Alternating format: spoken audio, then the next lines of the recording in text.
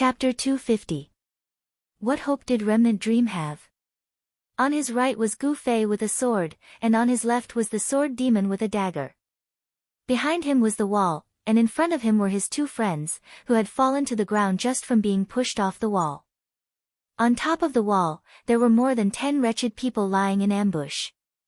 At this time, all of them were pretending to be archers, knocking their bows and aiming at Remnant Dream.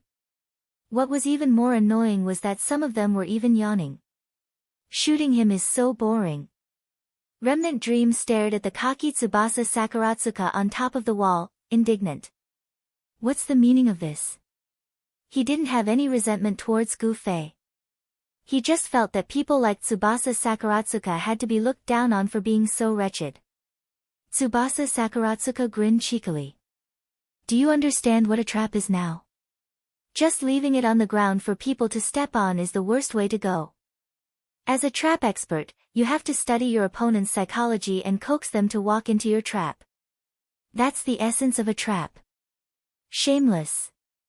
Remnant Dream cursed angrily when he heard Tsubasa Sakuratsuka boasting. Tsubasa Sakuratsuka continued to grin cheekily. Brother Zue, who is this guy? How did he offend you? Fireball asked. Oh, he's one of those guys who specializes in dropping equipment. Gu Fei introduced him to everyone. Oh. Everyone came to a realization. Their next guess was finally in line with the truth. Gu Fei or the sword demon had probably been dropped by this guy. Everyone was instantly enraged again. Where did you hide your equipment? Hand them all over and we'll spare your life. Tisk. Remnant Dream didn't care about his life at this point. Besides, he couldn't hand over the equipment even if they asked him to, so he acted like he didn't care. Just kill him. I'll go after him later to complete the mission, Gu Fei said. Why don't you wait at the resurrection point first? Sword Demon asked. Don't worry, I can easily catch up to him. The two of them discussed in front of Remnant Dream, completely ignoring him. Little can, fight it out with them. Two of Remnant Dream's friends who had died were now raging. The two of them had also been teased, and seeing Remnant Dream being ridiculed by so many onlookers, they finally couldn't take it anymore. Just as Gu Fei was about to make a move, he heard Remnant Dream hurriedly say, These two have nothing to do with us. They're just friends that I found to help out at the last minute. Come at me. Gu Fei was startled. He didn't know if Remnant Dream's words were true or false, but the two of them had already arrived in front of him. One of them charged towards the sword demon, while the other charged towards Gu Fei. Even if the two of them were innocent, Gu Fei and the sword demon couldn't just let the other party kill them. They immediately waved their weapons to defend themselves. The two of them weren't very skilled. Needless to say, Gu Fei was a great expert, and the sword demon was able to parry them with ease. He looked at Gu Fei and asked for his opinion. Don't worry about me. You guys go first. Remnant Dream shouted. If we die together. The two of them replied. Too melodramatic. Everyone thought to themselves. It was just that such a righteous melodramatic scene happened to the opponent, making it seem like they were unforgivable evil. Everyone's expression was a little unnatural. These days, the bad guys are all so loyal. Tsubasa Sakuratsuka sighed. In the end, he was looked down upon by his own brothers. Tisk, you're not a good guy. Yes, Yuzai is the most unloyal thing. Prioritizing hoes over friends. Forgetting friendship at the sight of profit. You're a bunch of fucking trash. Tsubasa Sakuratsuka retorted. In the end, they started to curse each other on the roof. Tsubasa Sakuratsuka was alone and was obviously at a disadvantage. He was cursed by everyone. In a moment of anger, he jumped off the wall and pointed at Remnant Dream. Let me deal with this trash. Since he couldn't win against everyone, he placed the trash on Remnant Dream who had no resistance. Moreover, this guy saw that Remnant Dream was only wearing a shirt and pants. People without equipment were obviously easy to bully. As an archer, Tsubasa Sakuratsuka also wanted to fight in close combat. Look, this is called despicable. His brothers had already seen through his intentions and looked down on him. Gu Fei and the sword demon fended off Remnant Dream's two friends and didn't know what to do. Here came another troublemaker. Just as they were helpless, they suddenly heard Remnant Dream roar. I will never die in the hands of a bitch like you. After saying that, there was a sudden flash of white light and Remnant Dream disappeared just like that. The people who were cursing on the roof quieted down.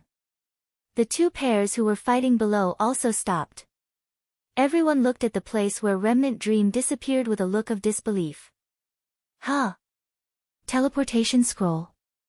Gu Fei guessed as someone who had seen big scenes. No, the teleportation light isn't like that. In fact, the sword demon was someone who had seen all kinds of big scenes and had mastered them as knowledge. This. Tsubasa Sakuratsuka obviously had a lot of gaming experience. After a long while, he said, this seems to be the light of going offline. He forcefully went offline. Everyone was amazed. Wow, he's a man. There was a lot of discussion on the roof. It's mainly because Tsubasa is too despicable. He would rather risk the world's condemnation and forcefully go offline than die in his dirty hands. TSK. Tsubasa, this is all because of you. Now you should know how despicable you are. Find a place to end your own life. Without a despicable person like you, Cloud City will become a paradise. Amen. Someone put his hands together and saluted. Shut the fuck up. Tsubasa Sakuratsuka roared and then looked at Gu Fei and Sword Demon. There was a questioning look in his eyes. At the same time, there was a bit of awkwardness because Remnant Dream did shout this before he died. He would rather forcefully go offline than die in the hands of Tsubasa Sakuratsuka. Then let's just forget about it. The main character used this method to escape. Gu Fei and the others really had nothing to say. Remnant Dream's two dead friends were still in a daze. Suddenly, they exploded together again and pounced on Tsubasa Sakuratsuka. Tsubasa Sakuratsuka was obviously in a trance. He was completely unprepared. As an archer, being pounced on by two fully armed melee classes, what other outcome could there be other than death? The people who had been ridiculing Tsubasa Sakuratsuka all roared in unison at this time. Each of them drew their bows and shot arrows at the two. However, the fastest one was still Gu Fei. He teleported in front of Tsubasa Sakuratsuka and blocked the attack with his sword. Time was really too rushed. It was so rushed that Gu Fei didn't have time to use any tricks to resolve the opponent's attack. This defense was the first time in the game that he used his strength to resist an attack. Gu Fei already knew what would happen if he did this. In game terms, such an ordinary slash, because of the weakness in strength, Gu Fei's judgment was extremely weak. Moreover, the two of them were attacking at the same time. Gu Fei's sword couldn't stop the opponent's momentum. He could only retreat to resolve the attack. In the end, he crashed into Tsubasa Sakuratsuka who was behind him. Unfortunately, Tsubasa Sakuratsuka also didn't have much strength. This crash was very fierce and urgent, and he immediately tripped and fell backward. As he fell, he reflexively reached out to grab, and in the end, Gu Fei was also knocked to the ground. Gu Fei, who was on the ground, was still staring forward, ready to receive the next attack. However, he saw countless arrows fly down from the roof and focus on the two of them. There was also a flash of fire from the sky. The two instantly turned into white light and flew away. The final attack was only a few centimeters away from the two who had fallen to the ground. The players who fought in the game every day wouldn't feel any psychological burden from killing two innocent people. Moreover, in their eyes, it was justifiable defense. At this time, everyone was looking at the street below the roof with worried expressions. However, their mouths were still chattering. Tsubasa actually didn't react just now. He really lost his composure. Could it be that today's incident hurt his weak and cowardly heart? It's over. That guy forcefully logged off was a mental attack. Tsubasa was hit. Hurry up and find a girl to heal the wound in Tsubasa's heart. Oh my, speak of the devil, the rooftop instantly fell silent. Gu-Fei had just pulled Tsubasa Sakuratsuka up to ask if he was alright. Suddenly, he felt a strange atmosphere. Turning around, he saw that there was indeed a girl who had just turned around the corner of the wall and was staring at him in a daze. When Tsubasa Sakuratsuka, who was still in a daze, saw who it was, he immediately swept away his dejected state and said with great surprise, "It's you. Why are you here?" After saying that, he rushed forward. As expected of Tsubasa, his recovery ability is S rank. The crowd discussed. You might as well say that that girl is S rank healing medicine for Tsubasa. TSK, she appeared just in time. Is this the legendary fate? The crowd quietly looked at the street below the roof, hoping that something moving would happen. However, the girl's gaze passed through Tsubasa Sakuratsuka and fell on Gu-Fei. Why are you here? What are you doing? Ah! The crowd on the roof completely went crazy. What's going on? Does every woman in Cloud City know him? Who the hell is he? Fireball, tell us, who the hell is he? The crowd shouted. TSK, you otakus, how can you understand how deep my brother Zoe is? Fireball was extremely proud. Naturally, the people who came were vast and boundless.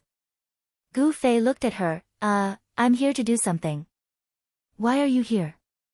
Hee, I told you that this is the closest way to the archer camp's underground line. It seems that you still remember.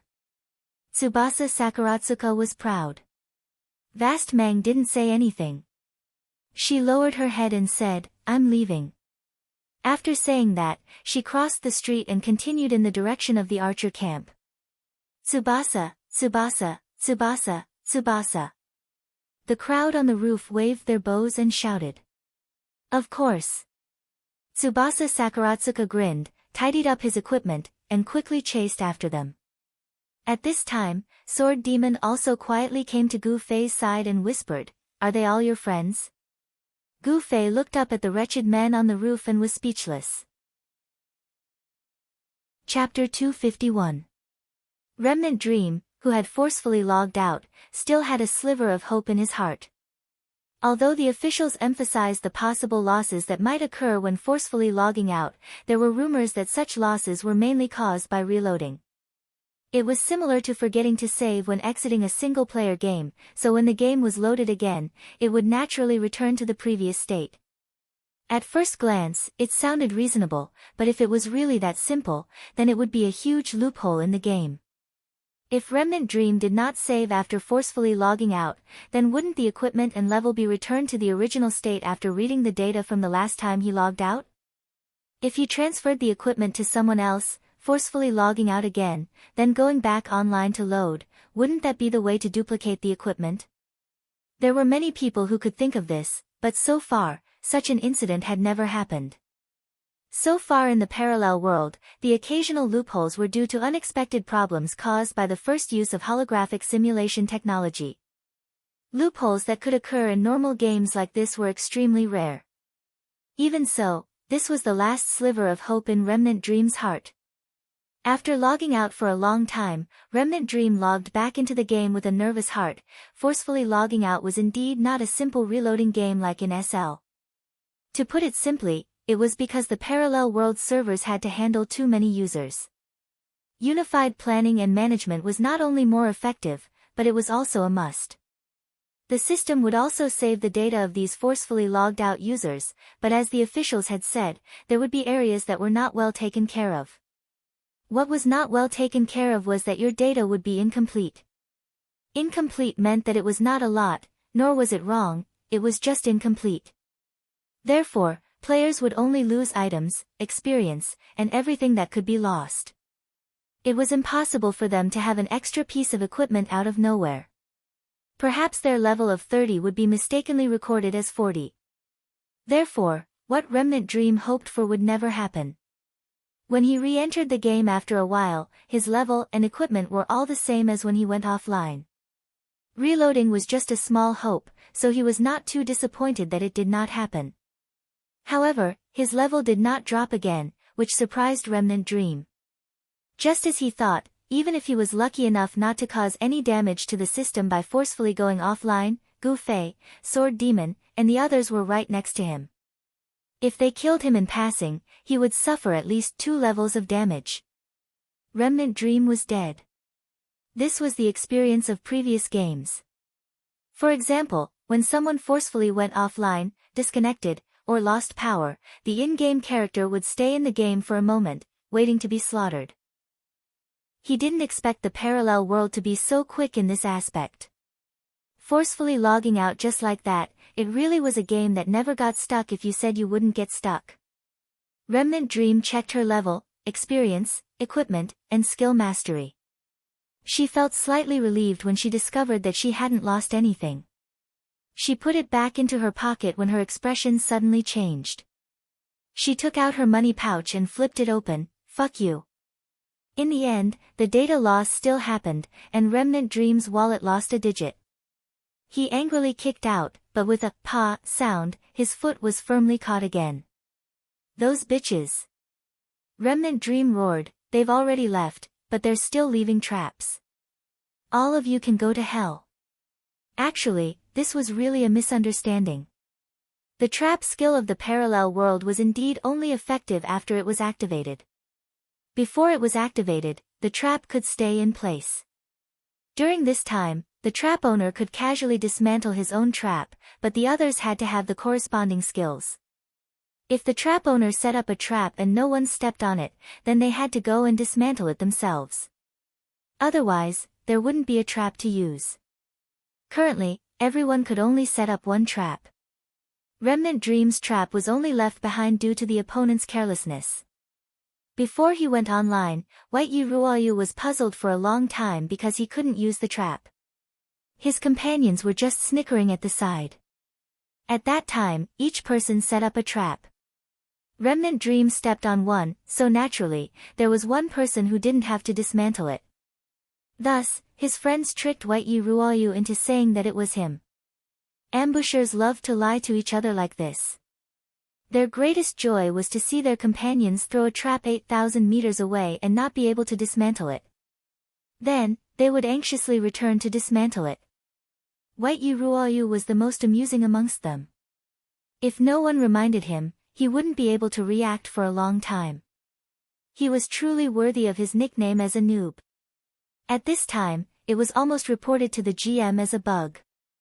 Remnant Dream suddenly went online and destroyed the trap. White Yi Ruoyu suddenly discovered that the trap was working again and naturally thanked him profusely. It was the complete opposite of Remnant Dream cursing the opponent's entire family. From his own wanted quest, Remnant Dream knew that Gu Fei had already gone offline. At this time, Remnant Dream wasn't fantasizing about getting back the long punishing sigh. Instead, he was thinking about how to avoid the opponent. Seeing that Gu Fei wasn't there, he immediately contacted his brothers in the studio and asked them to help him clear his PK points. At this time, Remnant Dream was naked. He was level 36 and didn't have much fighting ability. When the group of brothers saw his downtrodden appearance, they also sighed and comforted him. "We'll find a chance to teach him a lesson." Everyone expressed their opinions. The people in the studio weren't normal. Compared to guilds, they were more united and disciplined. Compared to normal players, they were also more skilled. Professional players in the game were referring to people like them. Gu Fei's current performance was indeed very strong, but it wasn't enough to scare them. However, when the group of people went to the wanted quest office, they discovered that Remnant Dream had a wanted quest on him. It couldn't be changed. Remnant Dream was still in a daze and didn't think about it. At this time, he was thinking about how to end the long punishing Sai incident. Should he confess and ask for leniency? Remnant Dream was someone who wouldn't shed a tear until he saw the coffin. He held on to his last hope and didn't mention it for now. He ran to the jail to clear his PK points. In the end, he didn't see any news on the forums. Indeed, it was not Gu Fei's style to show off his equipment to his close friends. It was not Gu Fei's style to brag about it on the forums. Gu Fei's style was different. Just like when he helped Sword Demon snatch back Frostbite from Shi Xiaotian's hands, Gu Fei was thinking about whether or not he should find the owner of the item and return it. In Little Ray's bar, the experts who heard Gu Fei's intentions were very surprised. The spirit of not pocketing the money found had always been equivalent to the value of the item. A guy who righteously picked up 10 yuan and returned it, would he still have the same attitude when he picked up 1,000,000 yuan? It was the same in the game. He randomly picked up 2 belts, and if someone wanted to return it, then so be it. However, there were even people who would fall out with their friends after picking up such a superb item, let alone someone like Gu Fei, who had nothing to do with the other party at all. The main problem was that Gu Fei wasn't pocketing the money he picked up. In the eyes of the experts, this was something he got back from PK. It was obviously something he earned through hard work. Even Sword Demon, who had a good character, thought so. This was the value system of the online game. Gu Fei's thoughts were very outrageous in their eyes. Who knows who this belongs to? Should we ask Remnant Dream? Brother, you said. That's a good idea. Gu Fei nodded. Brother Yu was speechless. In the end, he said, what if Remnant Dream really killed this guy? Brother Yu thought that this question could make Gu Fei hesitate for a bit, but Gu Fei's thoughts were clearly more mature than Brother Yu thought. He didn't even think before replying, then of course I wouldn't take it. Everyone was speechless. Even though they felt that Gu Fei was too inflexible, from a human's point of view, they had to admit that his actions were very harmonious and correct. They didn't try to persuade him otherwise. Then go find Remnant Dream and ask her. Let's see if he'll tell you. Brother Yu said. That's a bit difficult. His PK value has already been washed clean. If he could just randomly find someone, he would have been chased to the ends of the earth by now. Gu Fei said. When he had first dug up Remnant Dream's name, Brother Yu had already promoted it on the forums. At that time, everyone was filled with righteous indignation and said that they would hunt him down for the rest of their lives. The activities of Remnant Dream and the others had stagnated. It had to be said that this was one of the reasons, but in the end, no one was able to hunt him down. Even though the main city in the game wasn't as big as a city in real life, there were still hundreds of thousands of people. Trying to find a single player was extremely difficult. Just a name wasn't enough. There was no photo or address, so it was like looking for a needle in a haystack. As a result, the matter was left unsettled. Remnant Dream continued to live a comfortable life. When he first fought against Gu Fei, he was a level 40 player like everyone else. Let Brother Yu post something. When the owner sees it, they'll contact you. Yutian Shinming suggested. That way, there will definitely be a lot of owners. Han Family Young Master said. Let them talk about the equipment's stats. Apart from the owner, who can talk about it? Yutian Shinming said. The few of us, as well as Remnant Dream and the others, can all be considered youngsters who haven't seen much of the world yet. They're not good enough. Han Family Young Master mocked Yutian Shinming. Ugh, or are you saying that you want Qianli to do this, and then you'll find someone to act as the owner and get rid of him? Han Family Young Master asked. That's too despicable and shameless. Everyone exclaimed. That's what he said. I didn't think that way. Yutian Shinming pointed at Han Family Young Master. We know. Gu Fei rubbed Yutian Shinming's head. Only he could think of this method so quickly. May God bless this sinful guy so that he doesn't go to hell after he dies. Unscathed in battle pretentiously prayed for Han Family Young Master. Pfft, I'm just reminding him that it's very difficult to find the owner. It's better to just take it and exchange it for alcohol. Han Family Young Master said disdainfully. I'll think of a way myself. Gu Fei got up. Butterfly Knot, students who are thinking about how to deal with the lamenting students. Your hearts are not upright enough. Hurry up and repent with all your heart. Chapter 252. Gu Fei's own method was actually to find someone. By finding this person and then finding that person, this was the simplest and most effective way to find someone. Of course, the person Gu Fei was looking for was not Death Remnant Dream.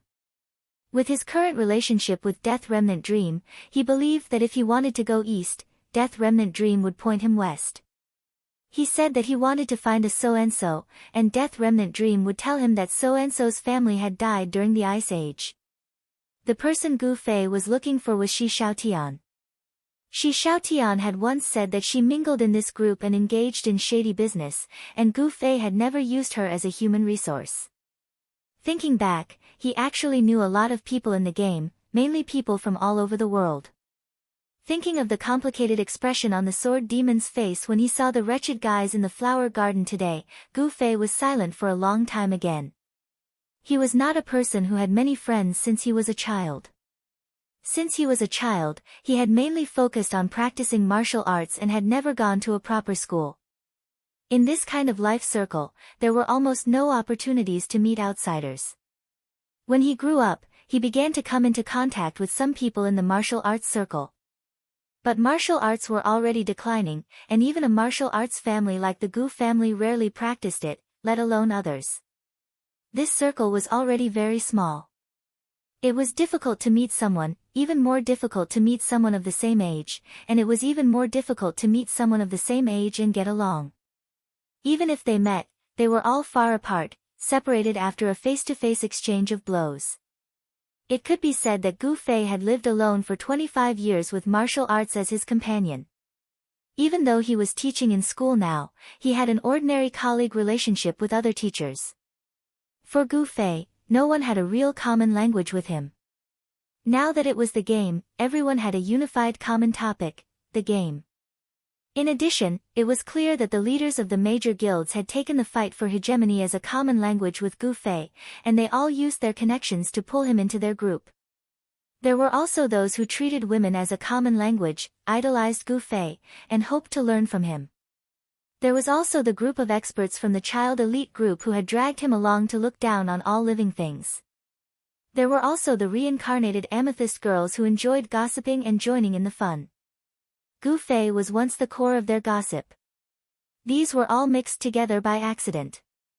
In addition to these, there were also people like the coward savior who could talk about martial arts with Gu Fei. Although his level was too low, he could only listen to what Gu Fei said. The two of them were like teacher and student, and there was no discussion between them. Other than that, there was Shi Xiaotian, a girl who had the same hobbies in real life as herself but was unable to display them. Although she was just using trickery, he was using kung fu, but why do these two words rhyme? Gu Fei was distracted. While he was meeting up with Shi Xiaotian, Gu Fei casually glanced at his friends list. The students were starting to come online one after another. When the last name lit up, student AFA, as the student representative, immediately began to summon Gu Fei. The other messy chatter also spread out. Bringing missions, leveling up, anything that could be brought. Money, equipment, scrolls, anything that could be given. Gu Fei could tell that these students had probably been harshly oppressed by their teachers. This was a chance to extort as much as they could. Yesterday, he gathered them together, lined them up, shouted their slogans, and marched forward. Even such an embarrassing situation could not make them back down. Are you done with your homework? Gu Fei replied indifferently. Teacher, today is the weekend. The students bared their fangs and brandished their claws. It was unknown whether they had some secret plan to use the weekend to extort Gu Fei. Gu Fei was unperturbed. He did not care much about these things in the game. After all, they were all his students. There was nothing wrong with letting them take advantage of the situation. But he had already given them all the equipment yesterday. He did not even have money. Bringing them to level up? There were more than 20 of them. There was no place for more than 20 people to level up together. As for bringing missions, there was no such thing as bringing missions. These things were mainly for running errands. If they encountered a battle that they could not win, they could ask for help. But what was the point of running errands? Oh, People like Yutian Shenming who had a terrible sense of direction needed to be brought along. As for the others who said they would bring missions, they must be those guys like Immortal Among Flowers. They were using this as an excuse to pick up girls and bring them around the world. But the students were very smart. It was not practical for more than 20 people to level up together. Therefore, they were evenly divided into 2 groups so that Gu Fei could take turns leading them. As for how much experience Gu Fei would sacrifice to bring them to level up, they did not care. They were brazenly using the excuse of extorting their teacher. How could this be considered extortion if the other party did not suffer any losses? The teacher would not punish them to run the field for this kind of thing. Indeed, Gu Fei did not care. It was just that he had something to do. He told the students that he would be there in a while and then went to do his own things. Next to the fountain in the center of Cloud City, Gu Fei saw Shi Xiaotian. This girl was always dressed in a weird way. Gu Fei already knew that she was an archer. But at this time, she was wearing a mage robe that dragged on the ground. Underneath the robe, there seemed to be a thief's cloak. Otherwise, there was no reason to explain how the hat on her head was. Only a thief's cloak would have such a hoodie style. Gu Fei waved at her as he walked in front of her. That's rare. You actually took the initiative to find me. What's the matter? Shi Xiaotian was very straightforward. It had only been a few days since Shi Xiaotian was killed, but Gu Fei had not asked about it. How's the matter from last time? That time was a misunderstanding. Gu Fei did not help, but it was on purpose. After thinking about it, he felt a little apologetic. It's nothing. This kind of thing happens all the time. I was stabbed by someone just now. Shi Xiaotian said as she took out a piece of bread from her pocket. She slowly chewed on it, probably to replenish the life that was lost after that stab. Gu Fei was not in the mood to get involved in Shi Xiaotian's career dispute, so he directly skipped the topic. Are you still in that place? The one that dropped people's equipment. Oh, them. Their business didn't do well, so we don't have much contact anymore. But we still have some contact. I heard that you made Xiaokan very miserable yesterday. Shi Xiaotian said. He asked for it, Gu Fei said indifferently. Why are you looking for me now? Do you want to get information and continue to chase after me? Shi Xiaotian said coldly. I won't say anything. I'm just trying to make a living. Why do you have to kill me? Trying to make a living? Gu Fei didn't understand. That's their job. They're from the studio. They drop people's equipment and the boss pays them. It's that simple, Shi Xiaotian said. Oh, then it's not easy to make a living. Gu Fei said. Especially when I met you, Shi Xiaotian said. I'm really unlucky. So it's better to find another way to make a living. Gu Fei said indifferently. Looks like you're looking for me for something else. Shi Xiaotian was also a smart person. From reading between the lines, he could tell that Gu Fei didn't have any intention of upholding justice and chasing after this group of people. It's like this. When Remnant Dream died yesterday, he dropped this equipment. It's very high quality. I don't know where he dropped it from, Gu Fei said. Oh, you want to find out who the owner is and return it? Gu Fei nodded. You're really too noble.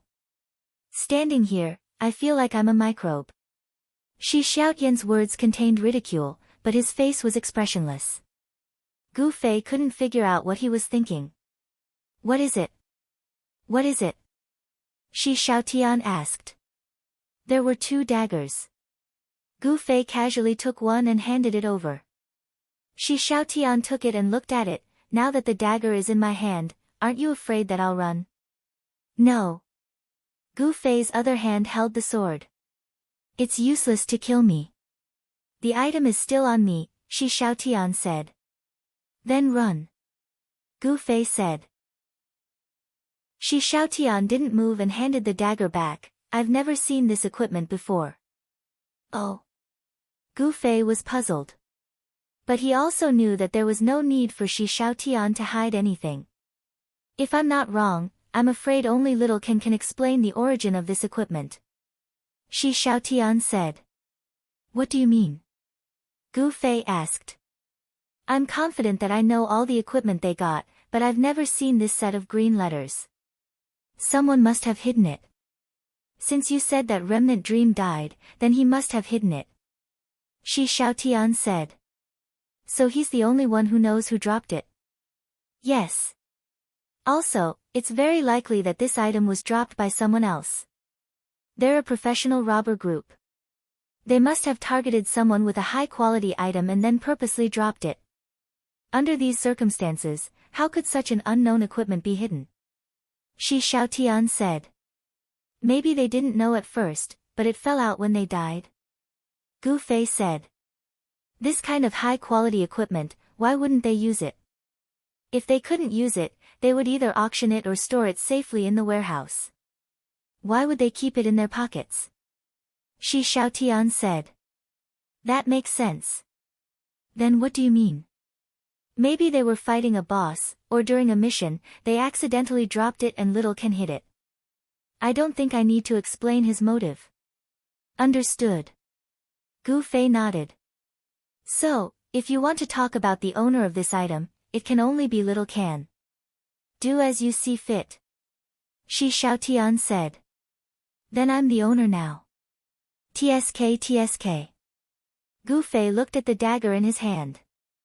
You got lucky. Then I'm leaving. See you tomorrow. Shi Xiaotian said. Tomorrow? Gu Fei was puzzled. Isn't tomorrow the mercenary group finals? Oh. You're in the Black Hand mercenary group. Gu Fei was surprised. You have to be careful. I'm very despicable. Shi Xiaotian stretched out his hand and made a shooting gesture to Gu Fei, then turned and walked away. Despicable. Gu Fei was silent. Butterfly Knot, the whole world is talking about the outbreak. I'm surrounded by the outbreak. Where will the butterfly go? Is this a suspense?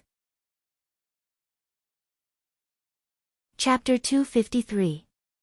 After Shi Xiaotian left, Gu Fei ignored the urging of the students and slowly went to complete a few more wanted missions. The quest that he received from Remnant Dream's death ended up failing because Remnant Dream's PK points had already been erased. Gu Fei's progression was interrupted once again. Who knew how long it would take for him to complete the quest 200 times in a row? Gu Fei, who was on his way to the wanted mission office, was blocked by someone on the street. Due to the increasing number of players in the game, all kinds of trends were spreading like mushrooms after a spring rain. The act of blocking Gu Fei was a new entertainment item. Everyone knew that it was easy to drop equipment after death with PK points. Therefore, after receiving a PK mission, some people did not come to complete it. Instead, they invited 3 to 5 friends to find the person and kill them. It was extremely sinister. It was Gu Fei's first time encountering this item. Although he often did wanted missions, it had been a while since he had PK points. Today's PK points were just in time for a small group that liked to come out on weekends for entertainment. More than a dozen PK points. This was going to explode all over the place. After receiving the mission, the few of them came to him excitedly. As soon as they saw Gu Fei, they used appraisal. They did not appraise the clothes. Gu Fei put the sword in his pocket, but the shoes made them drool. After sizing up the goods, the few of them nodded in satisfaction. They glared at Gu Fei and shouted, "Stop! Wanted mission!" They learned this style from Gu Fei. He was outstanding in the PK ranking and wanted mission world in Cloud City. Gu Fei was startled. He didn't know the purpose of this group of people, and he really thought that they were pure and kind people. Gu Fei did not want to make things difficult for these guys who had the same hobby as him. He did not fight them and turned to run. "Hurry!" The group shouted. Then, they saw Gu Fei gradually disappear from their sight. "Damn, that's too fast. Those shoes are too awesome," someone exclaimed. "Motherfucker, I already said that we could have just chopped them down. Why are you always making a fuss? What's the point of doing that? Someone was dissatisfied. Keep going. There's no way he can clear his PK record so quickly. The few of them continued chasing after Gu Fei. Gu Fei ran into a few people from time to time while doing his wanted tasks. Gu Fei's movement speed was too fast. When the others arrived at his coordinates and chased after him, all they could see was his back. There were even more pitiful times when they finally caught up to Gu Fei and saw that he had just finished off his target. Just as they were about to attack excitedly, Gu Fei smiled at them and disappeared. What's going on? What's going on? The few of them scratched their heads and continued to chase after the coordinates. In the end, after Gu Fei had washed himself clean of PK, the few of them were out of breath from running. They couldn't even get within 30 meters of Gu Fei. Gu Fei, who had no more PK points, came to them cheerfully and recited a poem with a smile. We were born of the same root. Why rush to torture each other? Gu Fei meant that everyone was doing a PK mission, so there was no need to get entangled with each other. When the few of them heard this, they immediately came to a realization. Fuck, so it's also a robbery. No wonder his PK points are so high. Since they were in the same line of work, forget it. The few of them thought this way and smiled at Gu Fei. Let's work together if there's a chance. This was just a formality. For them, this activity was directly related to the distribution of benefits, so it was done by a few close friends. They didn't want to add an irrelevant person to compete with them for food. Gu Fei thought that he alone was enough for this mission. Cooperation? There was really no need for that. But since the other party had invited him, he had to respond politely. So he just nodded perfunctorily. At first glance, the two sides seemed to have a tacit understanding. The group of people couldn't help but think, as expected, he knows this well. The moment he heard about cooperation, he came up to make us sworn brothers. That's a guy with no inner qualities. After that, the two sides tacitly went their own ways. On Gu Fei's side, the messages in his friend list were about to explode. They were all from students urging him to come. Ignoring messages was a skill that Gu Fei had learned when he was reincarnated into Amethyst. He wasn't afraid no matter how many messages came. At this time, he calmly looked through them one by one and randomly picked one to reply. I'm coming. Outside of Cloud City, the students were divided into two teams, training painfully. Cloud Suburb Farm used to be the most hellish training area around Cloud City. Now that there were more players, the situation naturally didn't change. Fortunately, there were high and low levels among the students of Ultimate Class 3. For example, AFA's level was enough to bully the people training in Cloud Suburb Farm. So, they quickly fought for two training areas using Cloud City's 1v1 rules. But the problem now was that things weren't the same as before. The experienced players in the game would find a powerful boss to back them up. Just like how the students of Ultimate Class 3 relied on AFA, who was obviously one level higher, to come to Cloud Suburb Farm to bully others for territory. Soon, the bullied guy would summon his boss, who was level 40, to come back and bully AFA. The process didn't need to be described. Just like how AFA bullied a guy over level 20, the other party made AFA surrender in no time. The training area was naturally snatched back, and the students of Ultimate Class 3 naturally had to go to other places to fight for more. In the end, after AFA was done bullying others, there would always be someone stronger coming to bully AFA. When Gu Fei arrived, AFA had just been stabbed half to death by a level 40 thief. A group of people sat on the embankment by the roadside, sighing, strongly condemning AFA as a good-for-nothing. Gu Fei's appearance made the students feel as if they had seen the light at the end of the tunnel. They cried and screamed as they surrounded Gu Fei and complained. Gu Fei nodded in understanding and waved his hand. Line up, let's go somewhere else. The students' thoughts were more simple. They only felt that it was cool and refreshing to be bullied back after being bullied. Changing to another place to escape was too unmanly. But in the face of Gu Fei's threat of running 8 laps, they didn't voice any opinions even though they were unwilling. The students silently lined up, their morale was relatively low. Originally, they thought that Gu Fei would come and help them vent their frustrations. Who would have thought that he would run away with his tail between his legs? This was really adding another stroke to their frustrations. The students lined up, and under the personal guidance of Gu Fei, they followed behind him listlessly. At this time, the road was getting further and further away. Fa, who had some gaming knowledge, was staring with wide eyes. He could finally see that this leveling area was getting higher and higher. Both Cloud Valley and Cloud Valley had monsters that were level 40. Gu Fei didn't dare to lead them any further. After all, the students' levels were far lower than Amethyst's. They wouldn't be of much use in the level 50 leveling area. Although Gu Fei could handle it alone, the efficiency would be too low. Right now, they were leveling, not playing. Efficiency had to be taken into consideration, and Gu Fei was more considerate. The level 40 leveling area was also more crowded. Gu Fei led the team into the valley and randomly found a piece of land. He went up to negotiate with someone, dueled, and easily won the territory. If they fought for 2 pieces of land, it would still be slightly crowded with more than 20 students, but no matter how much land there was, Gu Fei wouldn't be able to handle it alone. After that, he arranged for the lower-level students to sit at the side. The higher-level students would attract the monsters, and the capable ones would also help fight. After that, it was Gu Fei's shocking performance of killing monsters in seconds. Not only were the students in admiration, but the surrounding players were also shocked. For a moment, the students felt extremely proud. Although the levels of the students were all over the place and the distribution of experience was also messy, the efficiency of the experience was still gratifying. Especially for the lower-level students, their needs and rewards were completely out of proportion.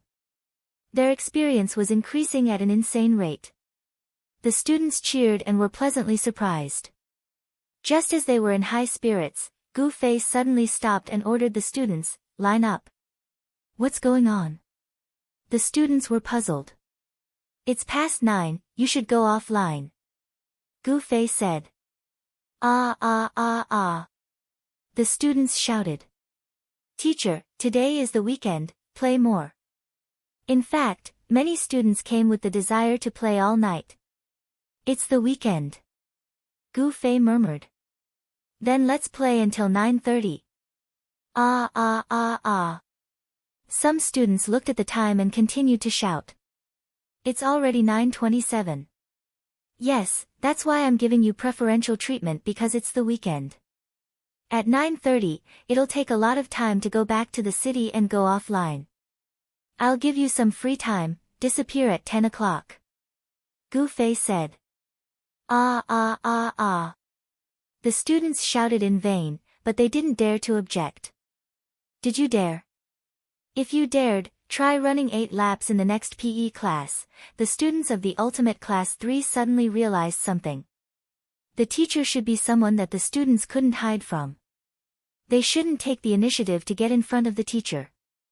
Even if they were playing the game, the teacher was still the teacher, and the students were still the students. The essence couldn't be changed. It was possible for both sides to abandon their identities in the game and not know each other, like Gu Fei and Yutian Xinming. But the students of the Ultimate Class 3 and Gu Fei had a real teacher-student relationship. This wasn't something that could be changed by playing a game. Even if there were teachers who would put down their airs because of this, the Ultimate Class 3 knew that it wasn't likely to happen to teacher Gu Fei. Although he was just a PE teacher, Gu Fei was relatively serious. Physical education was a subject that wasn't very important, so the results were always relatively casual. If you didn't reach the standard, the teacher would help you improve it to the standard. Only Gu Fei did things according to the rules and was meticulous. Everyone took the initiative to get close to such a teacher. They were really blinded by lard. But the problem was that they were already close, so they couldn't escape even if they wanted to. Speaking of which, Teacher Gu treated everyone well. except for the limited time they had to play. After the group vented in the guild channel, they asked Gu Fei pitifully, "Teacher, are we still coming here to level up tomorrow?" "Tomorrow, I might not be able to tomorrow. I have to go to the finals of the mercenary competition tomorrow." Gu Fei looked into the distance. "Butterfly knot, the finals are finally coming." Chapter 254. It was Saturday, and the finals were coming. Everyone was making the best use of their time to enrich themselves. Those who were just a little bit away from leveling up were making the best use of their time. Those who were just a little bit away from leveling up were making the best use of their time. The simplest and most direct way was to obtain a godly weapon before the competition. This would undoubtedly increase their strength by leaps and bounds. There was such a piece of equipment in the child elite group. Without a doubt, it was a piece of equipment that was above its level. Furthermore, it was a green word set. Gu Fei had claimed that he was going to return it to the owner, but after going around in circles, he said that the owner of the dagger was Remnant Dream, so it belonged to him now. The experts did not say anything. Because Gu Fei had a bad record of being two-faced in the child elite group, they did not see him as an upright and promising young man. Now that he had done this, beast in human clothing. Sanctimonious. Everyone was chewing over these words in their hearts. Of course, no one would spit it out. Gu Fei's sword was on the table. It was very handy. This long execution and short sigh doesn't seem to be of any use to me. Gu Fei sighed. He had been fiddling with this thing for some time. Look. Gu Fei stretched out his right hand, holding the long execution. Even the green light isn't very bright. This means that I haven't even met the requirement for my coefficient. Gu Fei was experienced in this aspect. His night streamer was the same. Although they were both purple pieces of equipment, the color of the physical attack attribute was on a completely different level from the magic attack attribute. One look and one would think that the magic attack was more dazzling. This was a hint from the system, using the brightness of the color to vaguely remind the player that their coefficient was not enough. The situation with the long execution was more serious. Not only was its attack color dim, but even its additional attributes were not completely green. It was obvious that it was not fully activated. As he spoke, Gu Fei stretched out his left hand, holding the short sai. This is even better. Apart from the word short sai, the rest are all dark. Is it because I don't have any dual-wielding skills that I can't use it? The experts looked from his left hand to his right hand, then back to his left hand. In the end, they scolded in unison, "What are you looking at? If you can't appraise it, put it on the table." His appraisal skill could not keep up with the demand for high-grade equipment. If you wanted to see its attributes, you either had to obtain it yourself, or the owner would set up a stall to publicize its attributes. Everyone asked Gu Fei to place it on the table, meaning to announce it in the manner of a stall. Gu Fei was even bolder. He directly threw the two daggers on the table and gestured for everyone to take a look. The experts picked it up one by one and tried to play with it. They even compared it with each other. Hey, look at mine. It's pretty green, right? It's not as green as mine. Watch me take it. Mine is the greenest. Gu Fei resisted the urge to explode. Didn't you just say that you couldn't identify it in your hands? Now tell me, why are they comparing it to green now? Sword Demon's personality was not as proactive as the others. Finally, the two daggers were passed to him. He picked one up and looked at it. He nodded. Very green. He picked up another one and looked at it again. It's also very green. Then, he picked up two, looked at his left hand and nodded. This hand is not green. Looks like it needs both hands. Unscathed in battle was proud. After snatching it from Sword Demon's hand, he said proudly, "I can make both of them green." Is it green enough? Gu Fei finally couldn't take it anymore and was ready to flip the table. No, it's not enough. Unscathed in battle still shook his head. I'm sure it's not as green as Sword Demon's. The passive skill that warriors had at level 12 was called Weapon Mastery. It had a very wide range. All swords, axes, and spears were added, but daggers, bows, and arrows were not. Therefore, in terms of the coefficient of daggers, Sword Demon was definitely the best. I don't know if it's fully activated. Sword Demon shook his head. It was the first time that the experts had seen green equipment. No one knew how green it would be when the coefficient was fully reached. In the end, he turned to look at Unscathed in Battle. Have you activated your dark attribute? Unscathed in Battle was dejected. No. Looks like it needs to reach the coefficient completely, Sword Demon concluded. Let's not talk about reaching the coefficient first. That requires both hands. Other than Berserker, who else has two-handed skills? Yutian Shinming reminded everyone. Sword Demon was silent for a while before saying, thieves can also have it if they change their profession to assassin, but they need a skill scroll to learn it. Gu Fei asked, can sorcerers do it? This shouldn't be possible, right? Everyone looked at each other. Gu Fei's question sounded like an idiot's question, but no one dared to pat their chest and make a guarantee. Because this question was so stupid that no one had ever studied it before. It lacked practical basis. I don't think so. Gu Fei still knew some of the rules of the game. He sighed and waved his hand. Then Sword Demon will take it. Based on their understanding of Gu Fei, they had already expected that if he couldn't use the dagger himself, it would definitely benefit Sword Demon in the end. Their eyes were so red that they were about to bleed. Imperial Sky Divine Ming sighed with emotion, when will you be able to get a bow back?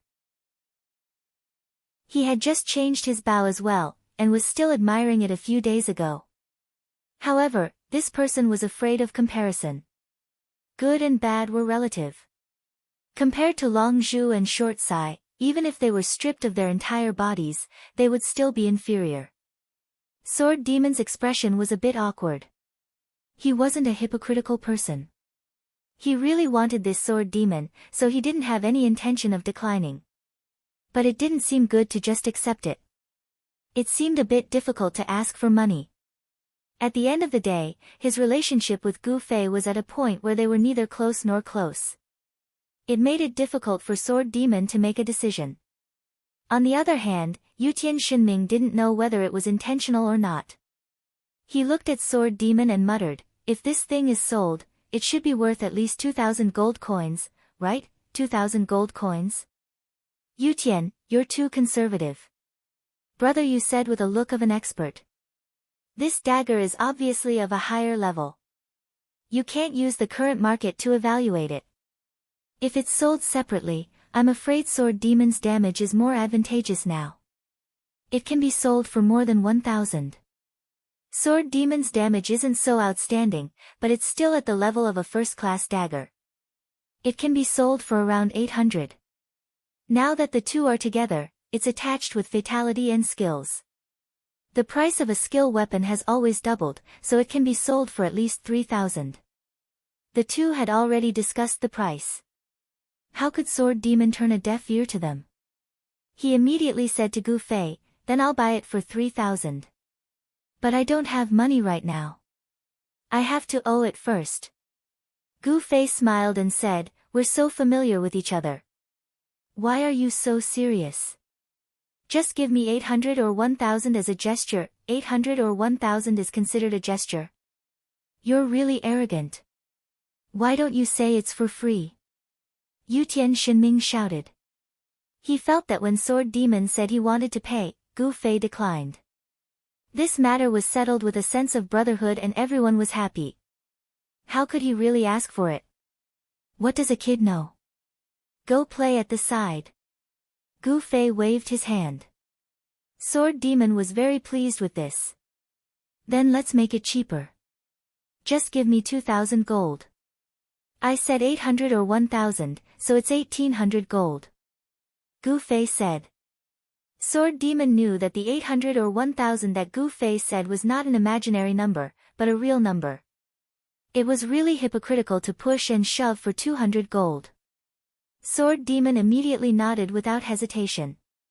In the end, he said, I don't have 1800. I have to owe it first. No hurry. Gu Fei said plainly. The person involved had no objections, but Yutian Shinming seemed to be unable to stand it. He put his hand into his pocket and threw a scroll on the table. He slapped the table and looked at Gu Fei. Lightning Element Scroll, I'll sell it to you for 1800 gold. How about? Okay. Gu Fei happily picked it up from the table. He pulled the scroll and said, I also don't have money, but I still owe it. One hand for the money. Yutian Shinming hadn't even finished speaking when he saw a lightning-like light fly between Gu Fei's fingers and disappear in an instant. The scroll was already wrinkled like a piece of toilet paper. Gu Fei rubbed it casually and it immediately crumbled. How could the experienced and knowledgeable experts not know that the scroll had already been used? They were all dumbfounded and admired Gu Fei's straightforwardness. Yutian Shinming was like a fool. The words he wanted to say just now were stuck in his throat. He then muttered, It's already been used. The end of his voice was raised, showing his disbelief. It's been used. I'll return it to you when I have money. Gu Fei said. Ayya. Yutian Shinming was about to pounce over when Gu Fei hurriedly said, See you at the teleportation formation. He flashed out of the private room. Yutian Shinming didn't give up and chased after him. But no matter how fast he was, he couldn't be faster than Gu Fei's teleportation. When he rushed out of the tavern, there were many forks in the streets. He didn't know where Gu Fei had gone. Imperial Sky Shinming angrily returned to the private room, only to see Sword Ghost playing with the long slash and short side daggers with a look of longing on his face. He was probably fantasizing about the beautiful scene of both daggers being activated. Sword Demon, you don't have to pay. Just think of it as me exchanging the scroll for you. Yutian Shinming walked into the private room and patted Sword Demon's shoulder generously. The Sword Ghost just smiled and said, That's not it. How can it be? Qianli is too ungrateful.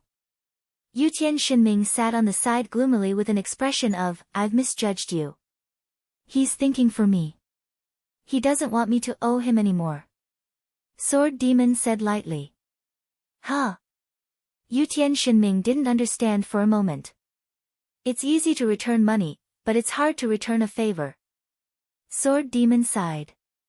It varies from person to person.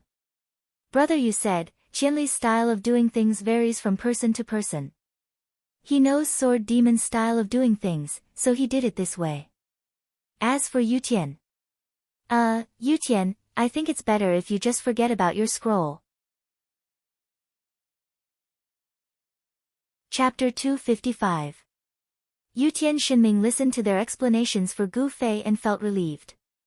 As for his scroll, since he didn't have any complaints about Gu Fei, he didn't really care about the money. Brother Yu was right. Gu Fei's individualized strategy was very successful. Gu Fei, who had run away from the tavern, was also looking at the skill's introduction, Electric Wall. Manipulates powerful lightning magic to create an electric barrier that blocks everything. Lasts for 20 seconds. Block everything. The system's explanation had always been full of boasting. The fireball spell was said to drive the magical power of fire to burn everything. Gu Fei didn't pay much attention to it. He pointed and chanted, Electric Wall, descend. Lightning spells were indeed lightning spells. Gu Fei's descent of the heavenly fire will was definitely not as fast as this. As soon as he finished chanting, the air in the direction of his fingers suddenly convulsed. The players passing by were also shocked by this strange change. Then, there was a series of crackling sounds, and a twisted net made of fine electric currents appeared in front of him. From time to time, there would be sparks flashing, and the net was baring its fangs and brandishing its claws. In terms of visual impact, lightning was much stronger than fire and water. It was too dazzling. This electric wall was more than 3 meters wide, but it didn't block the street in front of them. But the players passing by stopped and looked curiously at this skill that they had never seen before. Some of the more daring ones even went closer and touched it with their fingers. With a bang, sparks flew between his fingers and the electric wall. The player let out a strange cry and retracted his finger. He looked at his status and shouted, "Damn, numb." Amidst everyone's amazement, after 20 seconds, the skill disappeared. Only then did everyone realize that they hadn't noticed who had used the skill. When they looked around, Gu Fei had already left. "So draining," Gu Fei exclaimed. Just now, the electric wall had drained half of his magic. And he was very familiar with the feeling of holding back. It was the same as when he used teleportation. In other words, players could increase their mana consumption to increase the effect of skills. Take instant movement for example.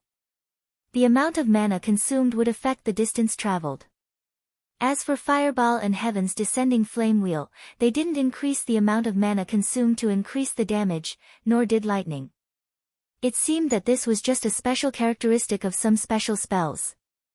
Gu Fei pondered the characteristics of this spell and thought about how it could be combined with Kung Fu. At the same time, he headed towards the teleportation portal in the direction of the mercenary building. 7:00 arrived in the blink of an eye, and everyone who participated in the mercenary confrontation had already arrived at the teleportation array. Today was not only the final between Child Elite Group and Black Hand Mercenary Group. Against the Currents Waterflower Mercenary Group would also compete with Rainbow Cloud for third place. In fact, the battle for third place was even more intense than the finals between Child Elite Group and Black Hand Mercenary Group. This was because the system stipulated that only the top 3 would receive a special reward. In other words, no matter who won or lost between Child Elite Group and Black Hand Mercenary Group, they would not be able to escape this reward. It was just a difference in level. On the other hand, between Waterflower Mercenary Group and Rainbow Cloud Mercenary Group, the loser would not get anything. When the Han family young master and the others arrived, they met against the Currents group. Everyone maintained their usual harmony, working hard, fighting hard, and cheering each other on. After saying their goodbyes, they were teleported to the pre-battle map. Before the battle, it was usually the other party's intelligence report. However, Black Hand Mercenary Group was really low-key, which made Brother Yu feel a little awkward. Without intelligence, he had become unprecedentedly low-key in this mercenary group. This Black Hand Mercenary Group has a total of 100 people, and their levels are all quite high. To say that they are not as good as the 4C's Mercenary Group would be underestimating them. After becoming the number 1 mercenary group in the system, they have now begun to expand some player missions. As far as I know, they are very professional in terms of missions, have a fair price, and have a good reputation. What Brother Yu said couldn't be considered intelligence, but the problem was that it had limited value in terms of actual combat. The intelligence that was needed in actual combat was the exact distribution of the other party's professions, the status of their experts, and their usual fighting style. It would be best if they had some understanding of the personalities of some key people. The Han family young master's tactics seemed to be improvised, but in reality, they were all arranged according to the intelligence he had gathered. Take the battle against the Water Flower Mercenary Group as an example. It was an opponent of nearly 80 people, but that battle could be said to have been won without any suspense. Everything was under control, and that was because the Han family young master was very familiar with that group. However, Brother Yu is indeed worthy of being called the king of intelligence. From the limited intelligence he had, he was able to analyze some things. From the way they handle things, this mercenary group is undoubtedly very cohesive. It is very likely that they will explode with explosive power that we have never seen before, so we should be cautious. This is the finals, so let's all fight seriously. Brother Yu said. Brother Yu, what are you saying? Yutian Shinming said unhappily, we have always given our all. Do you think this is a shonen manga? Only when we are beaten half to death will we shout, I'll show you my true strength. We have already tried our best. Yes, that's the spirit. Continue to work hard. Since the intelligence is not enough. The Han family young master who had been silent finally spoke, then let's start gathering information after the battle starts. Qianli, Yutian, Sword Demon, your speed advantage should be absolutely obvious. When the battle starts, the three of you should approach them first and see if there is anything you can use. The three of them nodded. The three of us will first strategize in the back. Han family young master said. Don't drag me into this, I am just a bodyguard. Unscathed in battle said angrily. Refresh all agility warriors. Yutian Shenming said to him sympathetically. Get lost. While they were laughing and scolding, the countdown started. Brother, you quickly noticed a phenomenon. Not all of them are here. 87 people. They are missing 13. Oh, that's normal. This is just a game. Everyone expressed their understanding. If it was really a big event, people who understood the situation would put the game aside. The final match officially began. According to the official announcement, the map for the final match was specially made, but in reality, what could be done with this map? The scenery had indeed changed a lot, but no one was here to enjoy the scenery. In the eyes of the young master of the Han family, that beautiful and majestic peak was a good place to have a bird's-eye view of the entire map. The river that seemed to have dried up after being washed by the river was a good route for him to advance secretly. There were also the twin trees that looked like twins. The two trees were separated by more than 60 coordinates. What the hell was the point of making them the same? The Han family young master roughly studied the terrain in front of him and pointed at the mountain. Go there. Taking the high ground again. Everyone was bored. It was like this every time. They were numb. No, it's there. The Han family young master pointed and walked away. They didn't see where he was pointing, but their intuition told them that it was the direction of the mountain. The 6 of them advanced at full speed. They didn't find any enemies along the way and finally arrived at the place that the Han family young master pointed at. The majestic mountain was in front of them. The 6 of them were only tens of meters away from the bottom of the mountain. The Han family young master looked around and pointed at a small forest at the bottom of the mountain. Over there. The 5 of them followed him into the forest. They still couldn't figure out what he was planning. Didn't you want us to gather information? Gu Fei couldn't hold back anymore. He wanted to gather information. If it was convenient, he could kill a few of them. That would be great. No hurry, the information will come to us. Keep an eye on it. The Han family young master said. Keep an eye on what? This map is obviously about taking the high ground. That's why there's such a perfect mountain like mine. If it's a fight between 2 groups with similar strength, this high ground will be the key to victory. They will definitely come here. The Han family young master said. Similar strength? Do we count? Brother, you wasn't confident. The Han family young master smiled. Of course not. But because we have the big kiting strategy.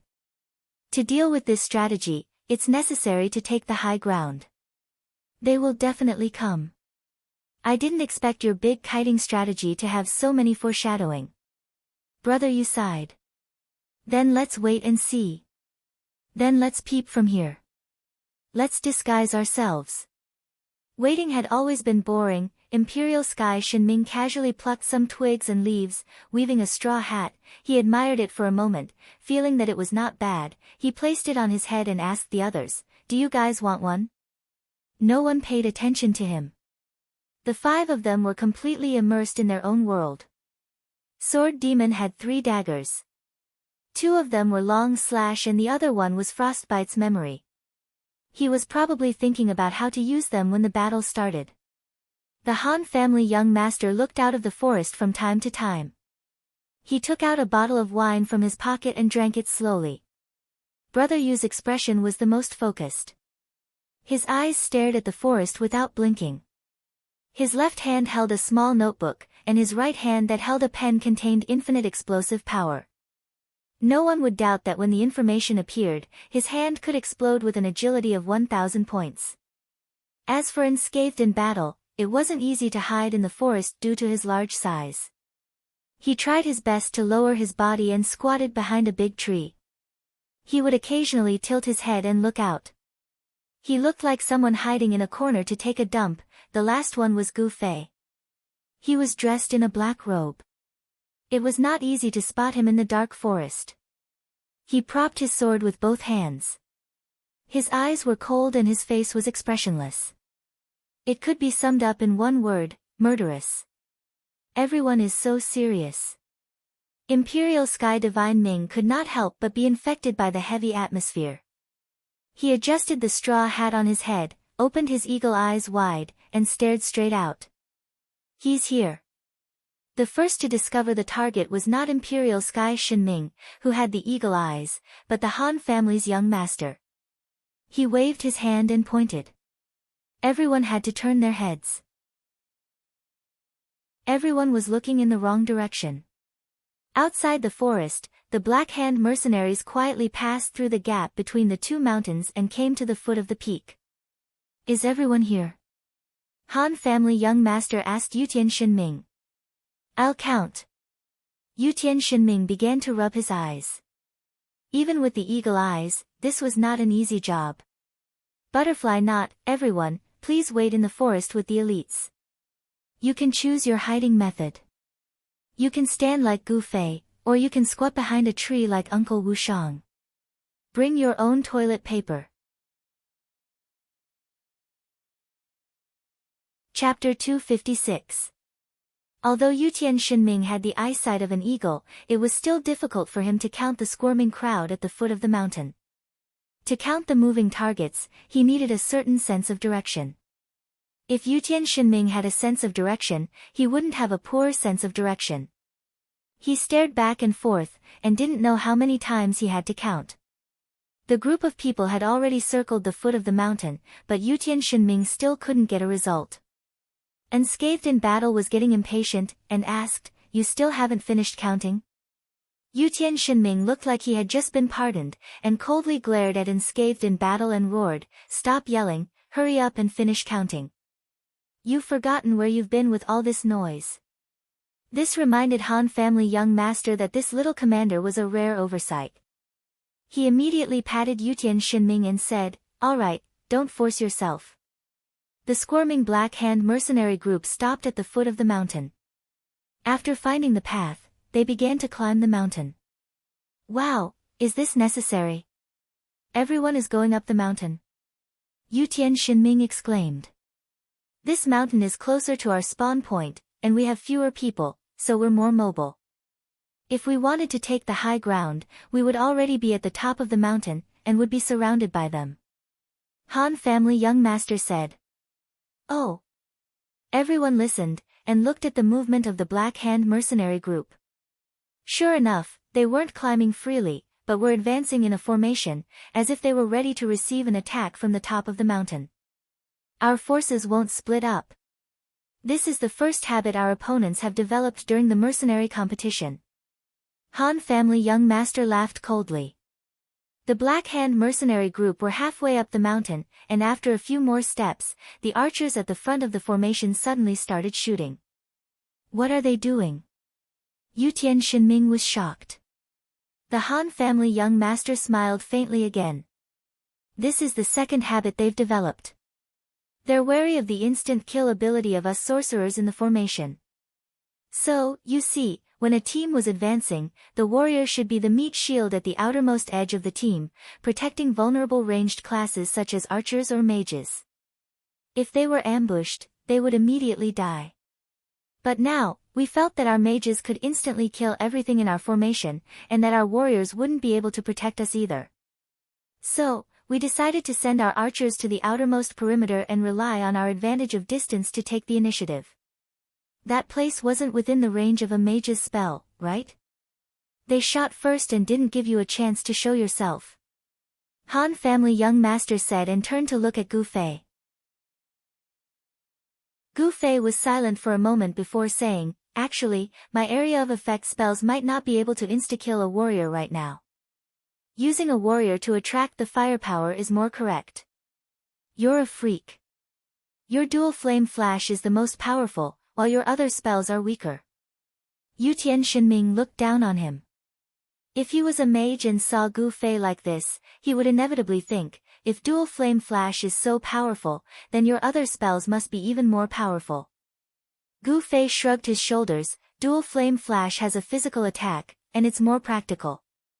Yu Tianxinming spat out a mouthful of blood. In the eyes of all mages, dual flame flash was the most useful skill when used by Gu Fei. Moreover, it was a physical attack. Damn it, if it wasn't for the dark flowing light sword that dealt both physical and magic damage, what kind of physical attack would there be? Han family young master laughed. I just hope that they will have this kind of exaggerated thought process. The Black Hand mercenary group had already successfully occupied the top of the mountain under the continuous attacks of the archers. A large group of people had been so careful and put in so much effort. They had even used the same energy as when they attacked the Wolf Ivory Mountain's 5 warriors. In the end, they discovered that the top of the mountain was empty and couldn't help but feel disappointed. If they knew that their actions had been judged as a joke by the 6 people in the small forest not far from the foot of the mountain, then they would have spat out even more blood. After the Black Hand mercenary group settled down at the top of the mountain, they began to look around. It's going to be hard for them next. Han family young master said, we can't give up the view of the mountain, but they will have to send people to find us. This way, it's inevitable that they will split into 2 groups. Whichever group has fewer people will be an opportunity for us to take advantage of. In this way, splitting into 2 groups seems to be the most effective and safe plan. As Han family young master spoke, the people at the top of the mountain had already begun to move. Although they couldn't accurately count the number of people, they could roughly estimate the number. Just like what Han family young master said, almost everyone had rushed down the mountain. Ha ha ha ha, you guessed wrong. They've all gone down the mountain. Just as everyone was laughing at them, they heard Han family young master sigh and say unhurriedly, this is the 3rd habit that they have developed. Although there are only 6 of us, no one knows exactly how much energy the 6 of us have.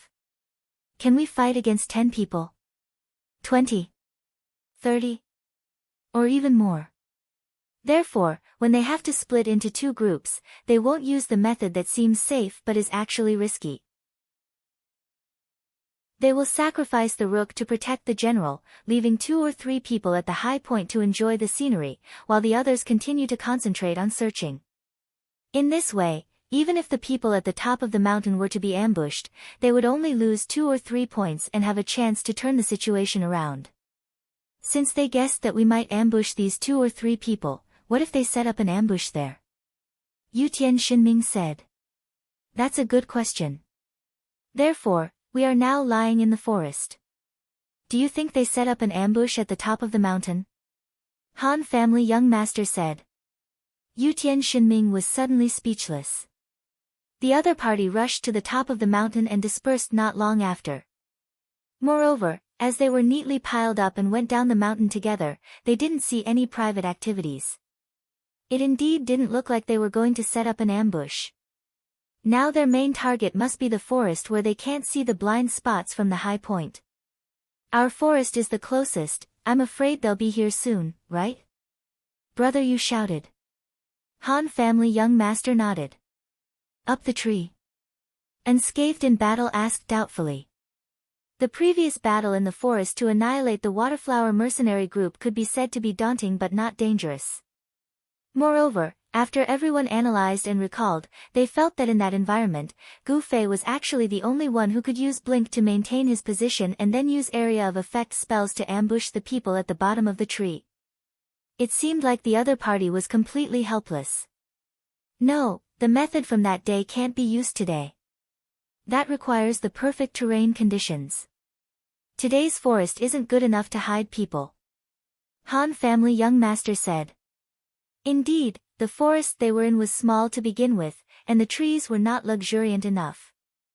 They could still be used as cover from a distance, but if they were to really get under the trees and look up, they would definitely not be able to hide anyone in the trees. Retreat quickly, we'll be discovered if we move any closer. The people at the top of the mountain were already halfway down. Han family young master shouted and took the lead to move. This way. If we leave the forest like this, won't we be discovered by the eyes at the top of the mountain? Brother Yu was always very worried. Han family young master smiled and didn't answer. Everyone was already used to his arrogant manner of keeping people in suspense. Anyway, they knew that the arrangements he made under this appearance would eventually be daunting but not dangerous, so they didn't ask any more and followed behind him through the forest. The view from the top of the mountain was still blocked by the forest for the time being. The young master of the Han family led the way and took a small detour around the forest. Suddenly, a half-tall broken wall appeared in front of them. The young master of the Han family crouched behind the wall and waved at them. The few of them squatted down in surprise and followed him. This cover naturally blocked the view from the top of the mountain. Unscathed in battle was stunned. Did you draw this map? Don't talk first. Han family young master led the way in front. This wall was actually quite long. Due to the different degrees of damage, some places could be walked straight, some places needed to squat down, and some even needed to lie down. In short, everyone followed behind Han family young master and walked in the appropriate places using the proper posture. The terrain in front of them suddenly became lower. Han family young master turned around and said, "Move faster." After saying that, he dodged and crawled down into the depression.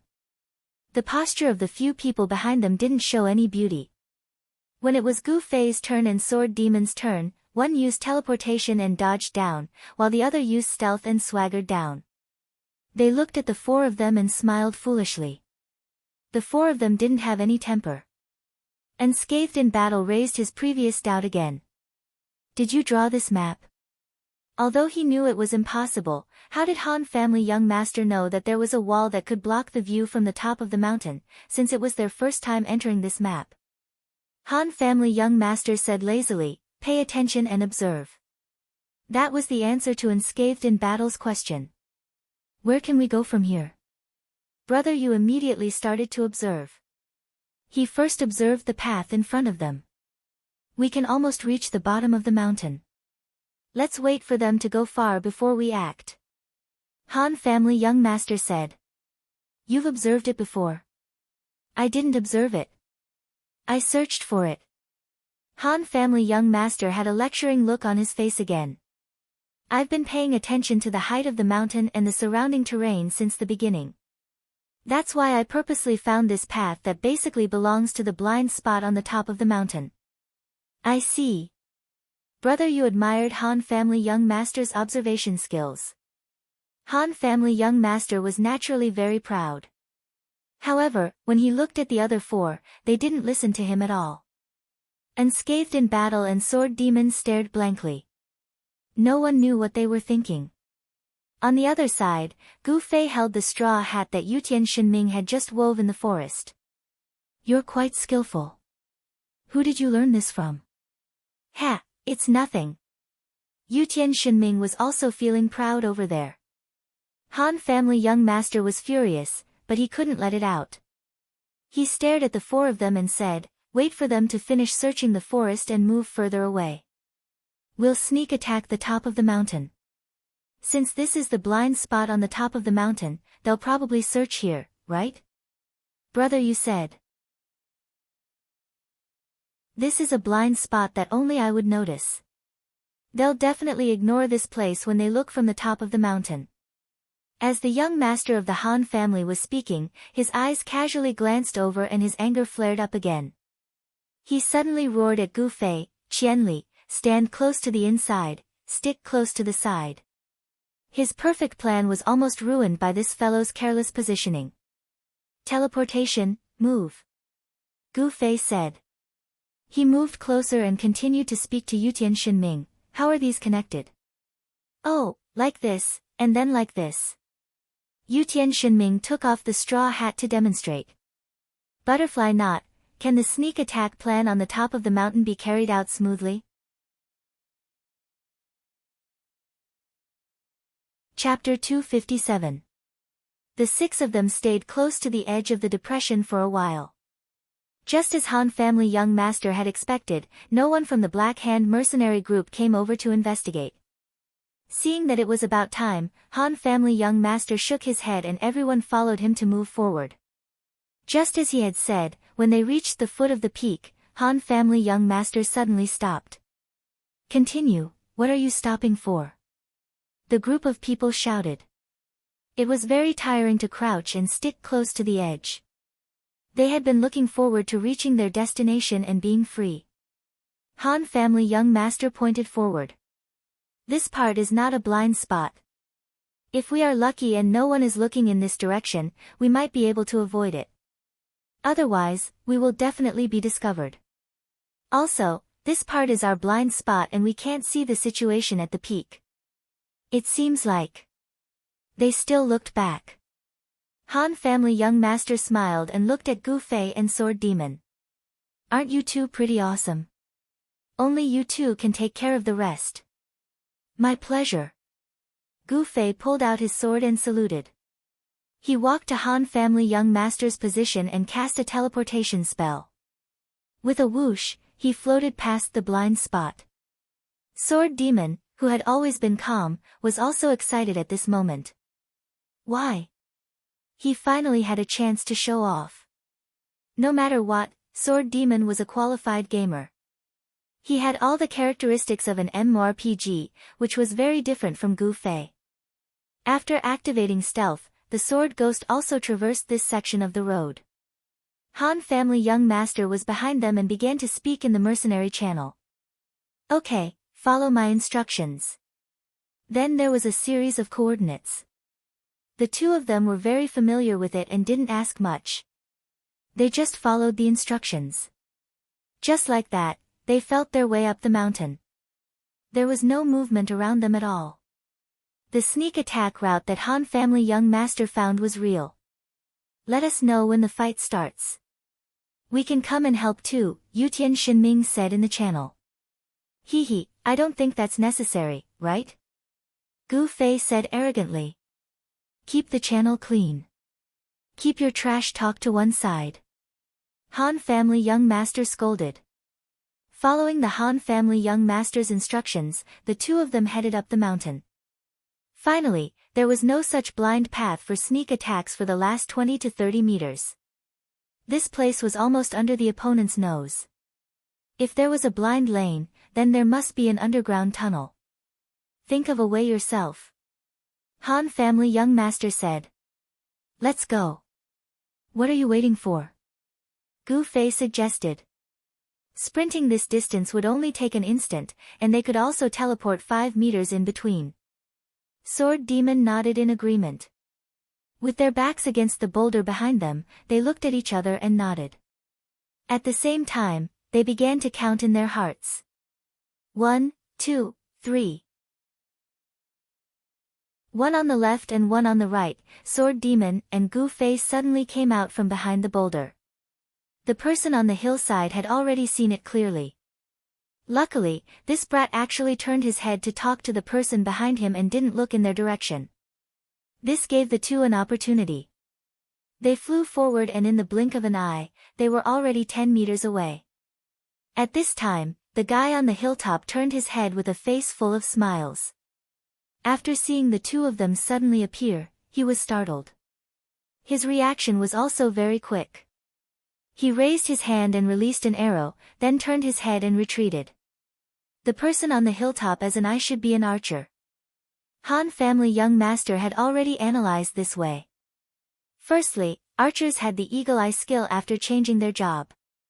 Secondly, when archers discovered someone attacking the hilltop, they could use the advantage of attack distance to delay some time. Thirdly, archers' movement speed was very fast. If they couldn't hold on, they could still continue to delay time by running away. Everything was as Han family young master expected. The kid on the hilltop was indeed an archer. Moreover, he had already drawn his arrow and was waiting. As soon as he saw the two of them, he raised his hand and shot an arrow without thinking. It was actually a homing arrow. The arrow emitted a white light as it flew towards Gu Fei. It seemed that the opponent's apprehension of instantly killing a mage was definitely not fake. However, how could such a weak arrow stop Gu Fei? The Night Streamer's sword was raised in front of his chest. It seemed like it was just a casual move, but it was actually a move from the Gu family's sword technique, night fights in all directions. Not to mention the front, even if there was an attack from all directions, Gu Fei could still instantly attack the enemy from the calmest and most effective angle. The arrow that shot towards him was easily pushed away by Gu Fei's wrist. His momentum didn't decrease at all. On the other hand, Sword Demon admired Gu Fei's movements. He was full of admiration and couldn't help but slow down a bit. However, this arrow didn't have any effect in blocking them. The two of them almost rushed up the hilltop at the same time. At the top of the hill, there were indeed 3 people on the other side. At this time, they were already prepared for battle. Han family young master's estimation was actually off.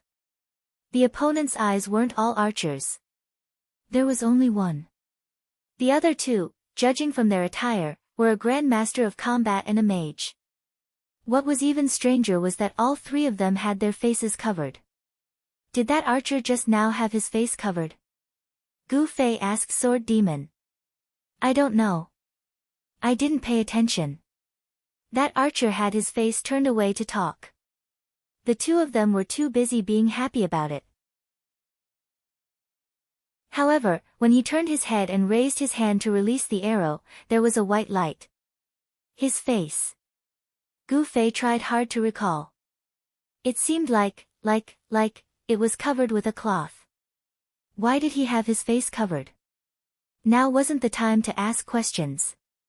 The two of them were here for a sneak attack. Making the best use of time to finish the battle was the way of the king. Acting cool and spouting nonsense at a crucial moment was something only a retarded villain would do. The two of them rushed up side by side. The archer and the Grand Master of Combat were originally guarding the mage from the left and right. At this time, they immediately spread out to the left and right. It seemed like the 3 of them wanted to attack the 2 of them in a triangular formation. As a martial arts practitioner, Gu Fei was very observant and attentive when fighting. Naturally, he was very meticulous in his work. The 2 of them spread out to the left and right. It seemed like they were surrounding him, but the distance between them seemed to be increasing.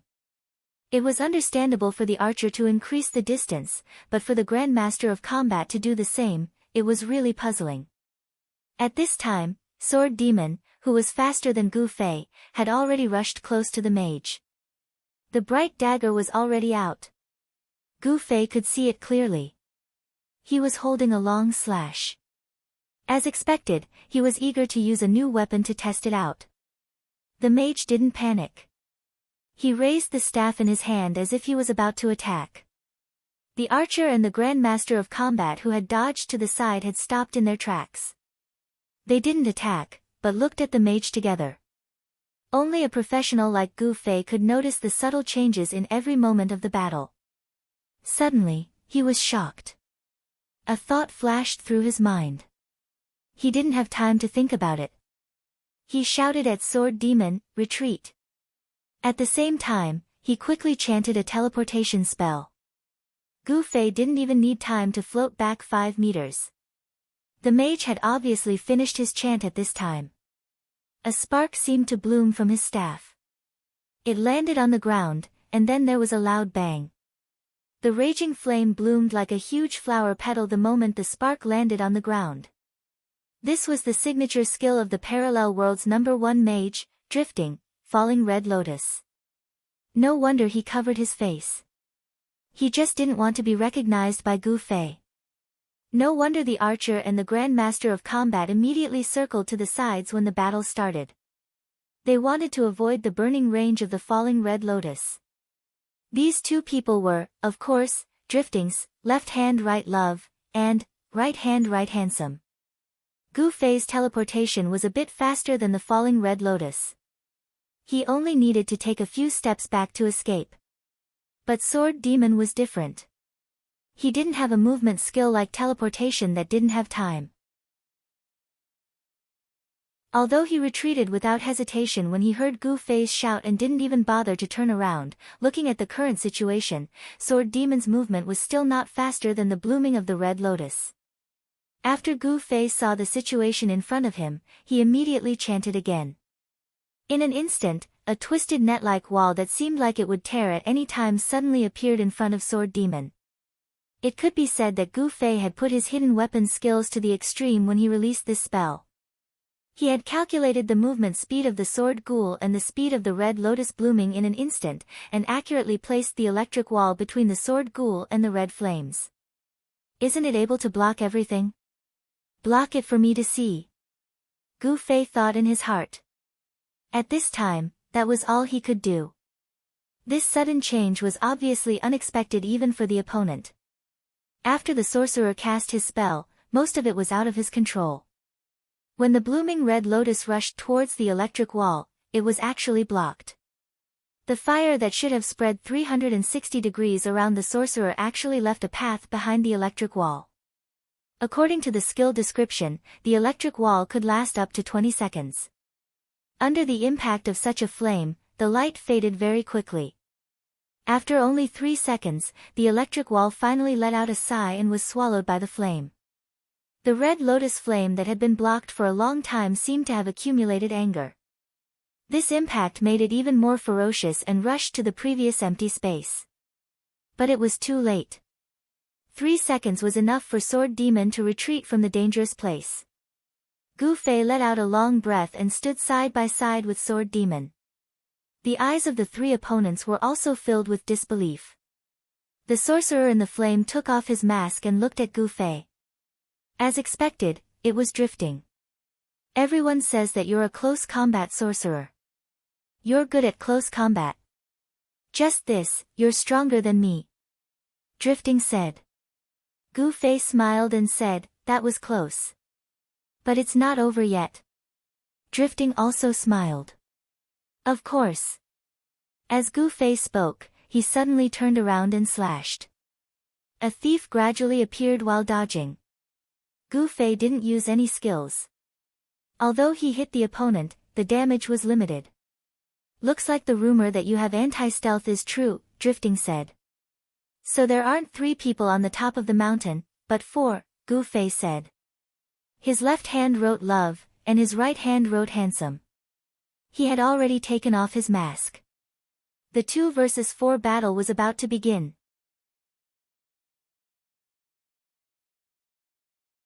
Chapter 258. In the end, young Master Han's calculations were still wrong. The opponent had indeed divided the team into one big and one small, but it wasn't a strategy of sacrificing a pawn to protect the king. The reason for this kind of error was due to the lack of information. Han family young master, of course, didn't expect that there would be experts at the level of the 5 roaches in the opponent's team. Drifting stayed here as an eye, but he had the strength to wait for the child elite group to rush up and fight it out.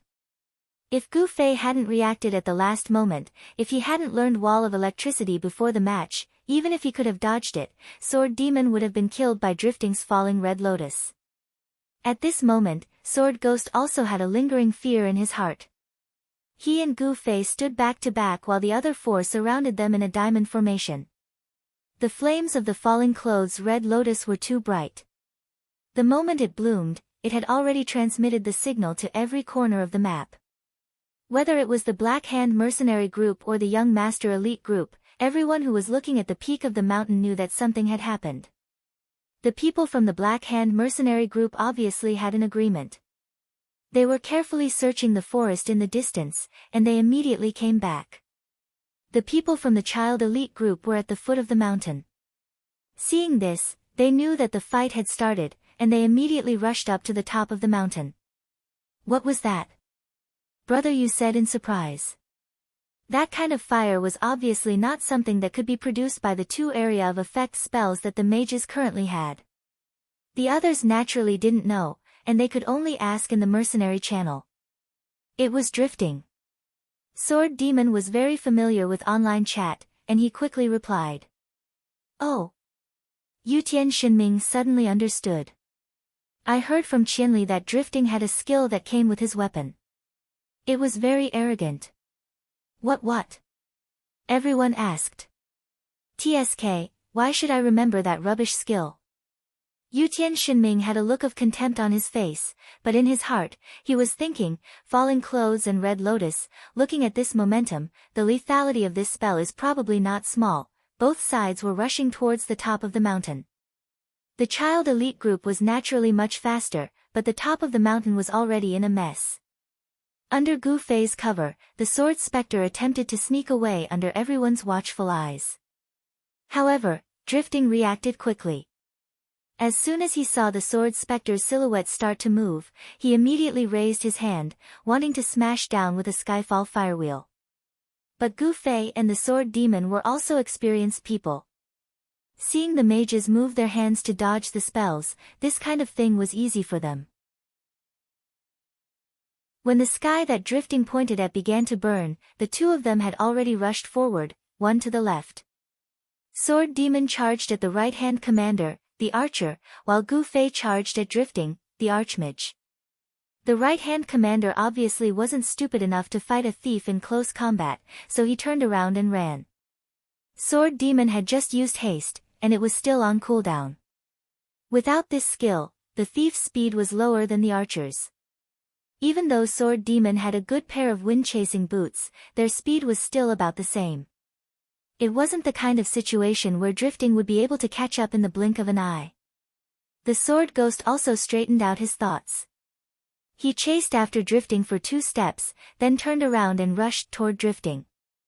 At first glance, it seemed that sword demon was playing a game with the right-hand commander. He wanted to catch drifting, but the right-hand commander ran away, so he suddenly turned around and suddenly caught drifting. It was so cute. However, as a mage, drifting didn't have anyone to protect him. Gu Fei felt that he was a bit careless. He probably didn't expect that the falling clothes and red lotus wouldn't achieve the desired effect. Skill weapons had 2 characteristics. One was that they didn't need to be trained, so they were as powerful as they could be. They wouldn't change as the skills in the player's skill tree would. In addition, weapon skills usually had a big weakness, which was a long cooldown. The two believed that the falling clothes and red lotus wouldn't be able to explode again so soon, so they rushed forward without hesitation. Drifting didn't panic.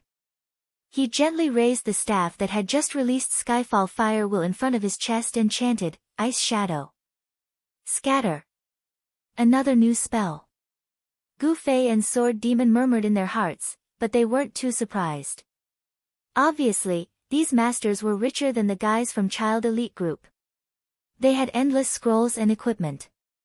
Gu Fei's Against the Current also had a skill called Frozen Ice Path. He used it to pave a path with ice on the ground.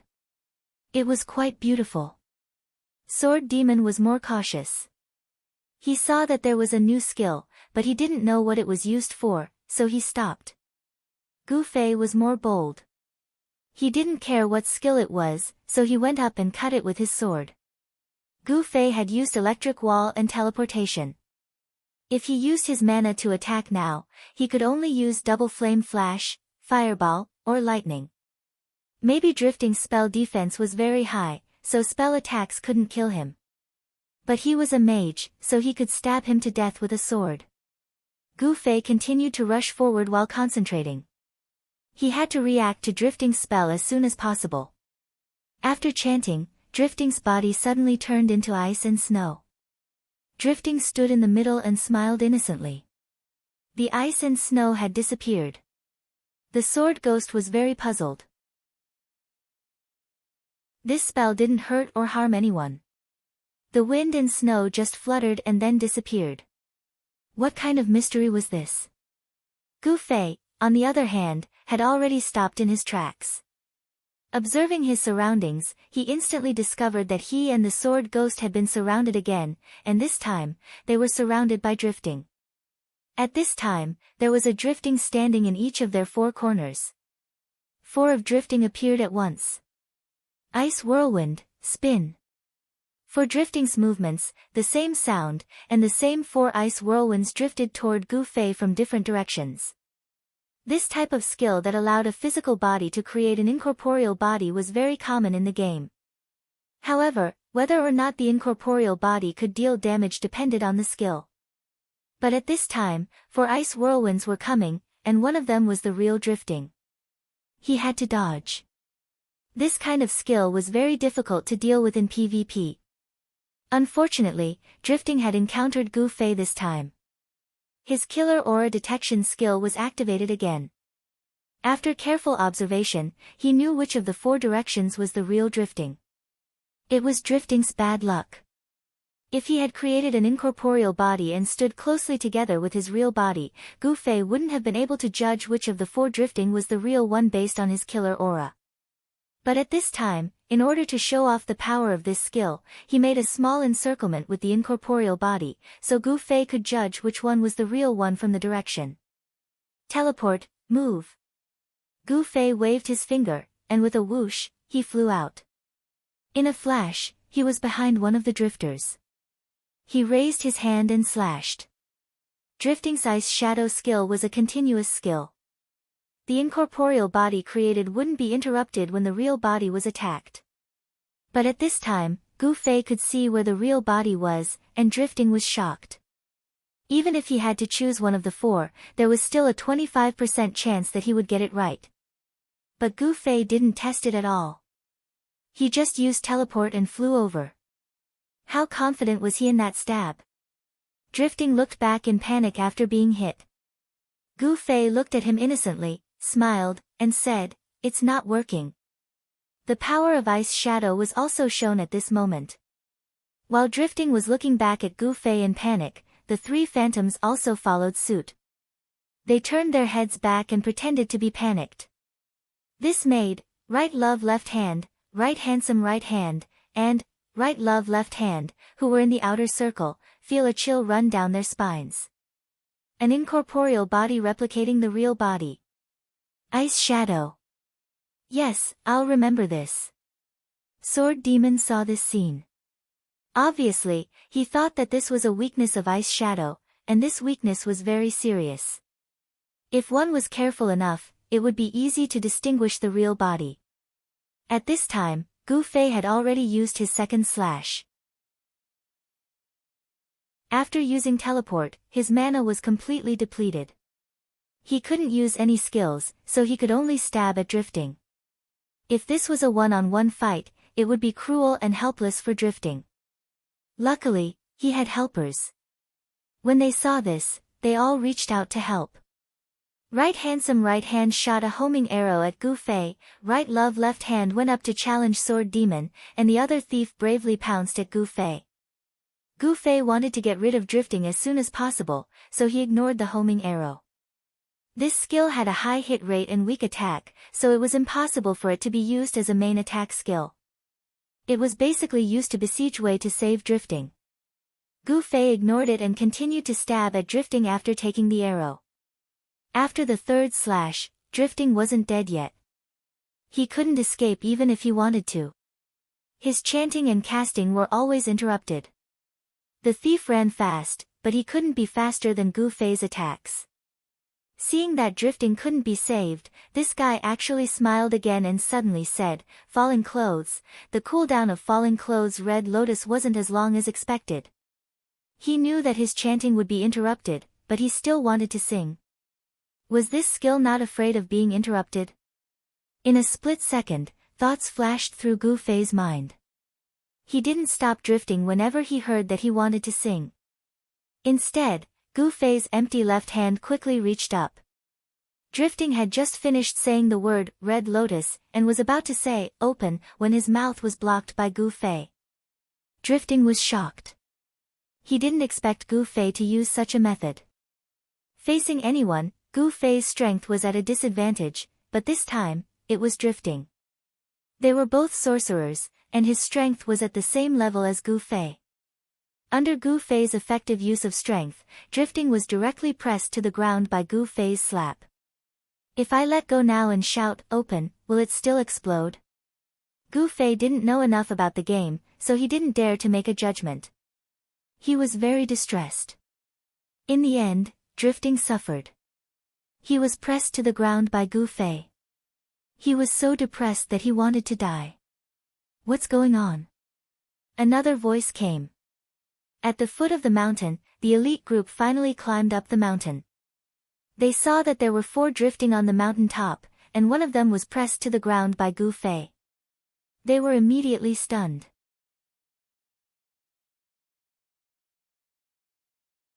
Chapter 259. Don't talk nonsense, hurry up and help. The Han family young master stood at the top of the mountain and looked into the distance. He immediately saw the Black Hand mercenary group's troops rolling over. As for Drifting, Left Hand Love, and Right Hand Handsome, they weren't in his line of sight. Drifting, let's decide the winner. Yutian Shinming was very excited. He roared and rushed forward while asking, which one? As an expert, of course he had some knowledge. Seeing so many drifters, he knew that it was just a skill to create clones. There was no need to make a fuss. For Yutian Shinming, maybe it was good to have 4 drifters for him to vent at the same time. Nonsense. See which one it is. Gu Fei roared. Yutian Shinming's, which one, was a bit unprofessional, but he was smart. When the other experts saw it, they knew that the one Gu Fei pressed was the real one. Why? Because even though the other 3 weren't pressed, they were still on the ground, baring their fangs and claws. If the one Gu Fei pressed was fake, then one of the 3 was just Drifting acting. God, this guy really knew how to give up his pride. Yutian Shinming finally reacted and walked over proudly. He looked at Drifting on the ground and laughed, little guy, this is what you get. Gu Fei wanted to curse. He was just a mage. Pressing Drifting down was a technique. Pressing him down so firmly required strength. Fortunately, Drifting was weak, but it wasn't easy. If he loosened his grip and Drifting opened his mouth to say, open, what if Falling Red Lotus exploded? Imperial God Ming was still laughing maniacally, when the little thief rushed over, his right hand riding Handsome arrow shot over. In actual combat, Yutian Shinming wasn't careless, but he set his target on Right Hand Handsome. After dodging the arrow, he immediately shot back. This guy was really smart. He knew that no matter how skilled he was, it would be troublesome to fight a thief in close combat. Thus, he quickly dodged and shot at Right Hand Handsome. Fuck! Gu Fei panicked. They were still drifting in the sealed mouth. How could they have the time to deal with bandits? Yutian Shinming had actually left him behind. Gu Fei really regretted putting himself in such a situation. If he gave up now, and Drifting's shout of open still worked, then it would be big trouble. However, it had to be said that the members of the elite team were quite reliable at critical moments. Yutian Shinming had hooked away the right-hand commander. Just when Gu Fei thought the thief was about to chop him up, Unscathed in Battle had already arrived with a charge, stabbing into the thief's waist. The bandit let out a blood-curdling scream as he was sent flying by Zhan Wushang's attack. Beside him was the side of the mountain, so he tumbled down. Hence, the blood-curdling screams didn't stop, echoing from the top of the mountain to the foot of the mountain. The people who were fighting on the mountaintop couldn't help but stop and look down from the mountainside. That's too cruel, Love Left Hand said. Yeah. Sword Demon nodded. That's too much. Yutian Shinming also said. I didn't do it on purpose, Unscathed in Battle said helplessly. He just chose the most effective way to attack in that situation. Even the Black Hand mercenary group, who were marching from the mountaintop to the foot of the mountain, couldn't help but stop when they heard the screams from the top of the mountain to the foot of the mountain. What is that? Someone was confused. It sounds like some scary creature. Fuck, do they have pets? Are there pets in parallel worlds? There was endless discussion, the only one who was still busy was Gu Fei. At this point, he still wasn't sure if Drifting's open would still be useful. Seeing that the others had stopped fighting and had run to the mountainside to enjoy the scenery, he was really angry and anxious. After 2 roars, the group of people seemed to wake up from a dream. Standing next to Sword Ghost was Love Left Hand, and the two of them immediately began to brawl again. Next to Yutian Shenming was Love Left Hand. The two immediately took a few steps back and started shooting again. Unscathed in battle turned around to deal with Drifting, who was being held down by Gu Fei. Yutian Shenming was anxious. No, leave that to me. Fuck you, hurry up. Gu Fei finally couldn't help but curse. As a teacher, he was already careful enough, but this was life. There would always be times when you were depressed to the point of wanting to die. At this time, cursing would be very effective, especially for people who didn't often curse. Why not? Yutian Shenming seemed to want to kill Drifting himself. Seeing that Unscathed in battle ignored him and continued to move forward, he shouted, Gongzi. He didn't care about Love Left Hand and shot a sharp shot at Drifting, who was on the ground. Wahahaha, trash Drifting, I finally killed you. You're still tens of thousands of Qianli away from me. Love Left Hand had killed a mage who had lost his resistance and lost a lot of his HP to Gu Fei. This made Yutian Shenming proud like never before. The arrows in his right hand were also hit by the Imperial God's cry. However, the young master he had shouted earlier had taken effect. The Han family's young master's recovery technique had healed him just in time. They only had 2 people on their side, while the other side had 6, including a cleric. Right Love Left Hand and Right Handsome Right Hand were no longer stupid enough to die. Right Handsome Right Hand threw a homing arrow at Imperial Divine Ming before descending the mountain. Right Love Left Hand wanted to run away, but he was in close combat, and his opponent was a sword demon that had a speed of over 100 meters, so how could he run away so easily? Brother Yu, who had nothing to do, also came to help. Under the pincer attack, Love Left Hand's punches and kicks were ignored. Love Left Hand's punches and kicks were easily and effectively killed. Love Left Hand's speed was fast enough. The speed of the right-hand man was extremely fast. In just a short while, he had already run down a third of the mountain. Imperial Sky Shenming wanted to give chase, but was stopped by the Han family young master. The other side is coming, run.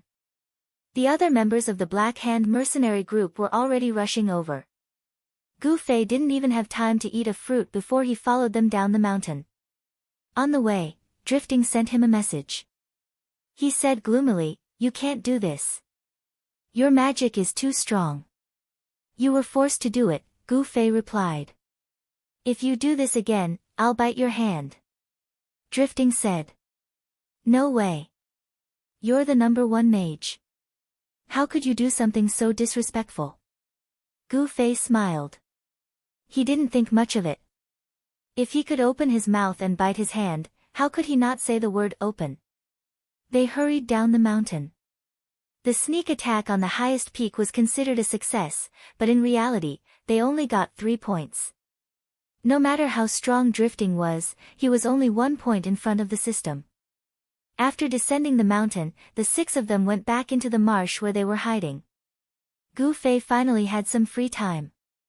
He picked up a fruit and was about to eat it when he suddenly remembered that his palm was stained with that guy's saliva when he blocked Drifting's mouth. Thinking about it, he felt disgusted. He quickly put the sword in his pocket and switched the fruit to his right hand. "Where do we go now?" Brother Yu asked. "We don't need to go anywhere. We'll just stay here," Han family young master said. "Huh? They can't see us up the mountain, so they can only search again. This is still a blind spot they don't know about. So, they can't even find the place they searched once. They have to start all over again. So, we'll leave 2 or 3 eyes, go down the mountain, and then, no way. Is it that simple?" The masters had already understood Han family young master's intention. He was using the blind spot at the foot of the mountain to successfully sneak attack the Black Hand mercenary group into an endless loop. Both sides sneak attacked and searched. It was as if they were repeating the system's quests. "We'll do this dozens of times and then we'll sneak attack all of them," Yutian Shenming said in disbelief. If they were NPCs, they would probably be killed so easily, Han family young master said. Unfortunately, they're humans. If they had some brains, they would have thought that we would sneak attack again. Oh, you're right. Then, they know that we can't split up. But if we leave 3 or 5 people here, it's obviously giving away points. It's not good even with a master like drifting. What will they do? Han family young master said. They quietly looked at Han family young master, waiting for him to announce the answer. Please look forward to it. The Han family's young master said quietly. Fuck. The masters were depressed. This time, it wasn't that Han family young master was keeping them in suspense. He really couldn't predict what the opponent would do in this difficult situation. He wasn't familiar with the opponent, so he couldn't understand the opponent's thoughts. Han family young master had thought of a few plans. He could only wait and see which of his ideas matched the opponent's. The Black Hand mercenary group ran back to the mountain top from afar, panting. The 6 of them were long gone. They circled around the mountain top and looked into the distance. They saw a person standing in the field like a fool. After asking, they found out that it was Right-Hand Commander. He had run all the way up the mountain, and he had gone down. If it was a normal guild, this kind of fighting would easily make them feel like they were being tricked and lose their composure. However, the Black Hand mercenary group was created to complete quests. Since the invincible and shameless system could tolerate it, they could take this kind of thing. Just as Han family young master expected, there were still some people who were smart enough to guess that they would sneak attack again. It was necessary to keep an eye on them, but it was impossible to keep 3 or 4 people as an eye on them. If 3 or 4 people couldn't stay, then naturally, they would all stay. Everyone stay. Xiaoxi, Xiaoying. The leader pointed at several people with his black index finger. You guys go find a forest and look around. Report as soon as you find something. Oh. The few members accepted the order and went down the mountain in different directions.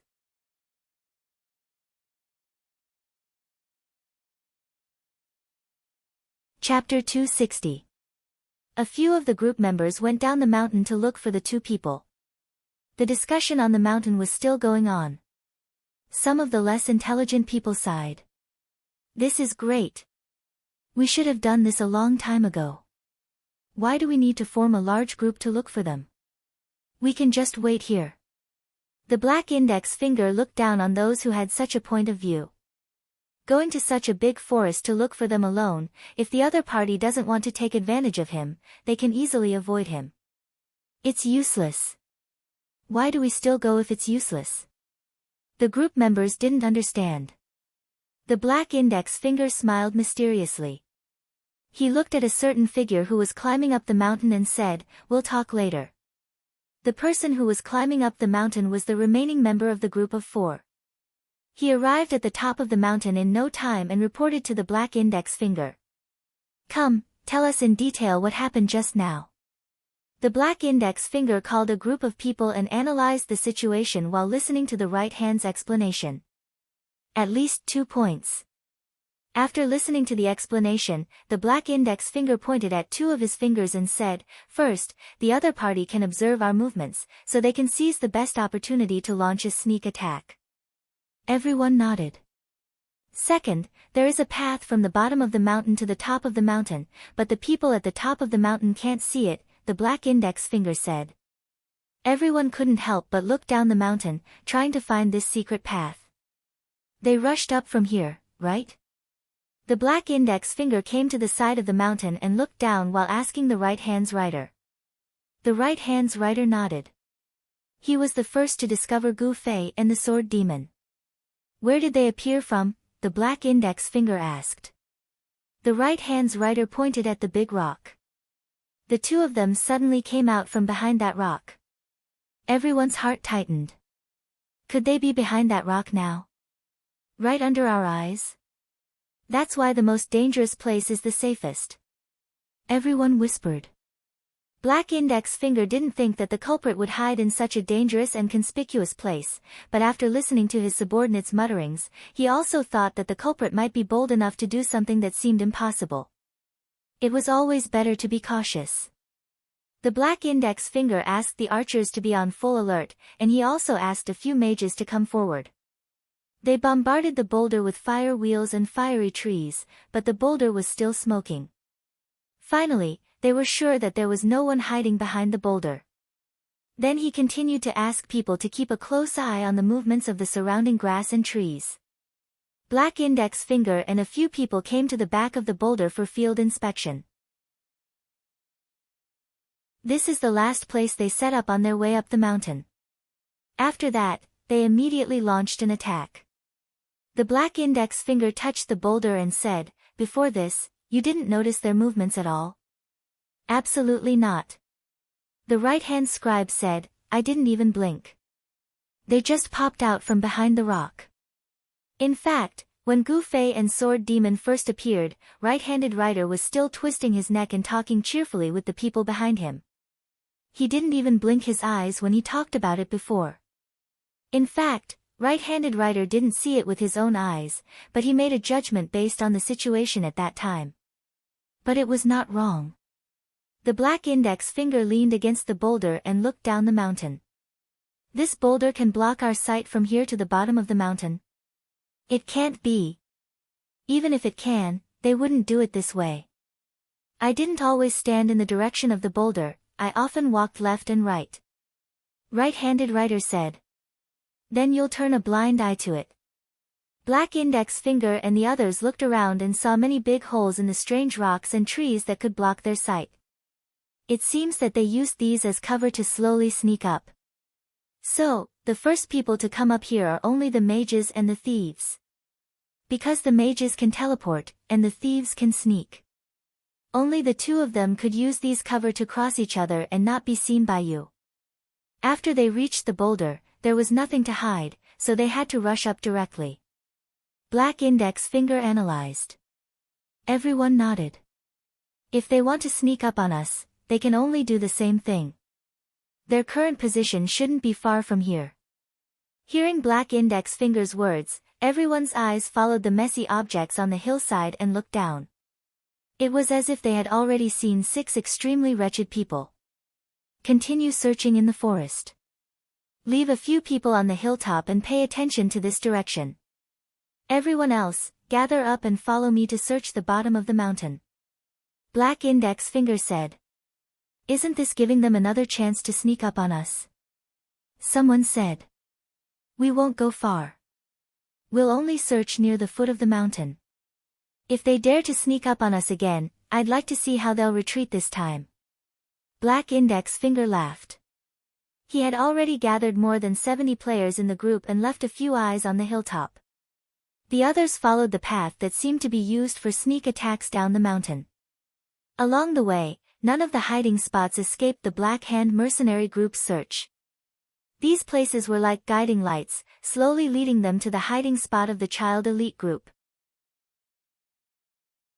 However, when they were less than 10 meters away from the hiding spot of the child elite group, the system suddenly announced that the child elite group had obtained another point and the Black Hand mercenary group had lost another member. Who died? Black Index Finger hurriedly checked. It's Littling, over here. Black Index Finger hurriedly gathered his men and rushed towards the small forest at the foot of the mountain. The few people in charge of searching the forest were clearly assigned by him. This was so that they could react at the first moment. Littling, how did he die? Everyone rushed over while asking about the situation in the mercenary channel. I don't know. I was looking in the forest and didn't see anyone. I heard an arrow and saw the archer. Then, a thief stabbed him in the back and he died just like that. Everyone, hurry up. Don't let them escape. Black Index Finger urged and led the group towards the small forest. Those on the hilltop, pay attention to the forest here. Report the direction immediately if anyone rushes out. Understood. The players on the hilltop adjusted their focus and paid close attention to the direction. It didn't take long before Black Index Finger and a group of brothers rushed out of the small forest. Just as they were about to charge in, they suddenly heard the eyes on the hilltop report, 2 people ran out of the forest. 2 people. Only 2 people. Black Index Finger confirmed. Yes, 2 very fast people. Profession unknown, the eyes on the hilltop reported. Even an archer with eagle eye couldn't determine the profession of the other party from their attire at such a distance. Should we chase them? Someone asked. The Black Index Finger smiled confidently. It's a diversion. The 6 people in the child elite group, other than the thief and the archer, the mage is also very fast, but the other 3 don't have this advantage. We have already surrounded them and they definitely won't be able to escape. That's why they told the 2 fast guys to run and lure us away so they can find another place to hide. Unfortunately, I won't fall for their trick. Everyone, enter the forest now.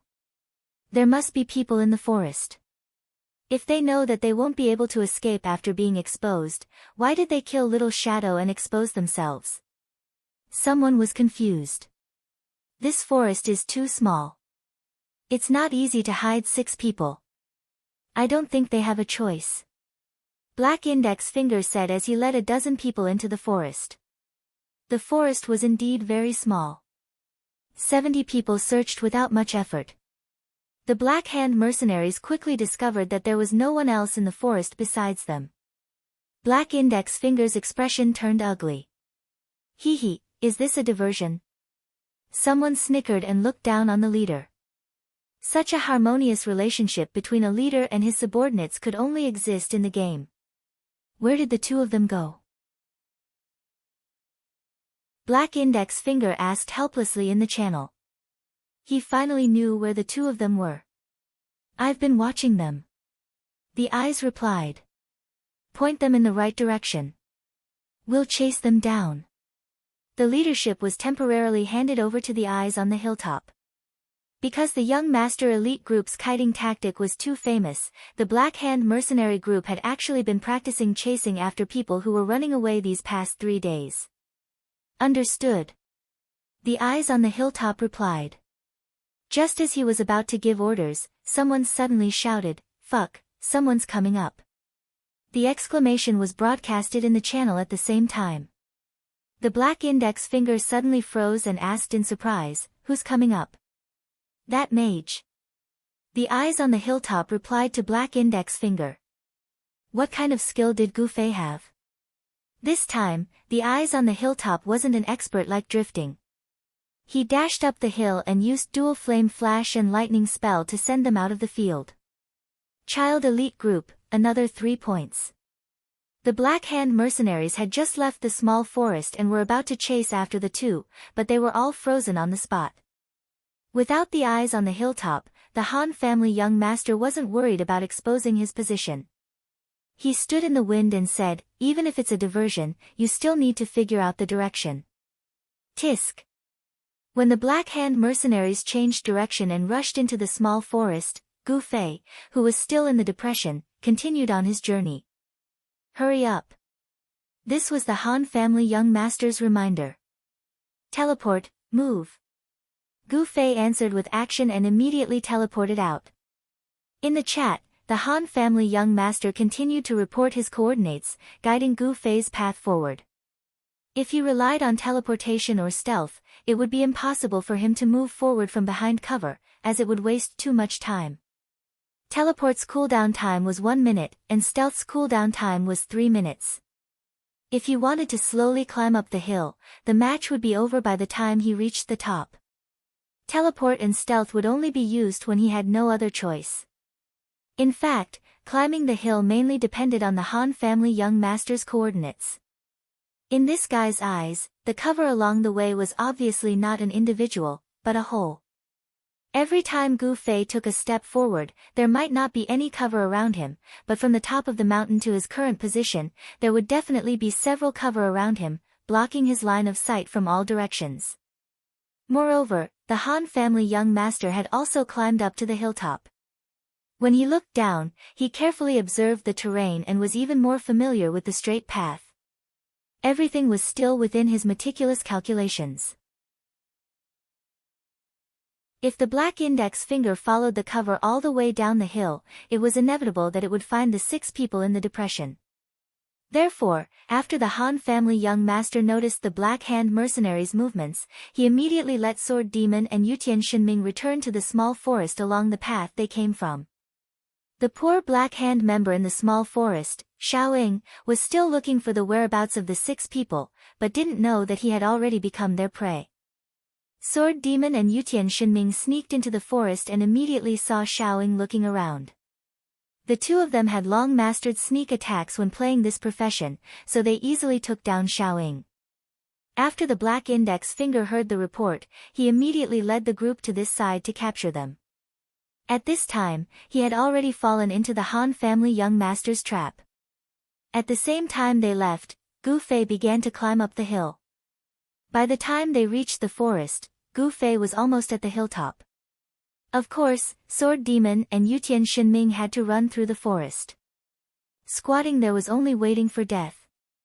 Although running out of the forest would immediately expose him to the eyes at the top of the hill, according to the Han family young master's calculations, it wouldn't take long for Gu Fei to rush up the hill and kill a few eyes. Without the eyes, he naturally couldn't encircle and intercept the escaping people. Just relying on speed, the Han family young master didn't worry about Sword Demon and Yutian Shinming at all. Who would have thought that the black index finger had so many ideas? When he came to the forest and saw that the people had run away, he didn't chase after them. At this time, he saw the intention of luring the tiger away from the hill. He wasted time in the forest. When he found that there was no one in the forest, Gu Fei had already climbed up the hill.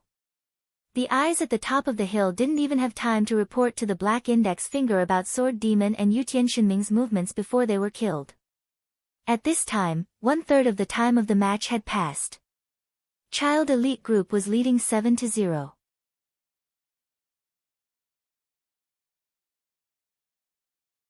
Chapter 261.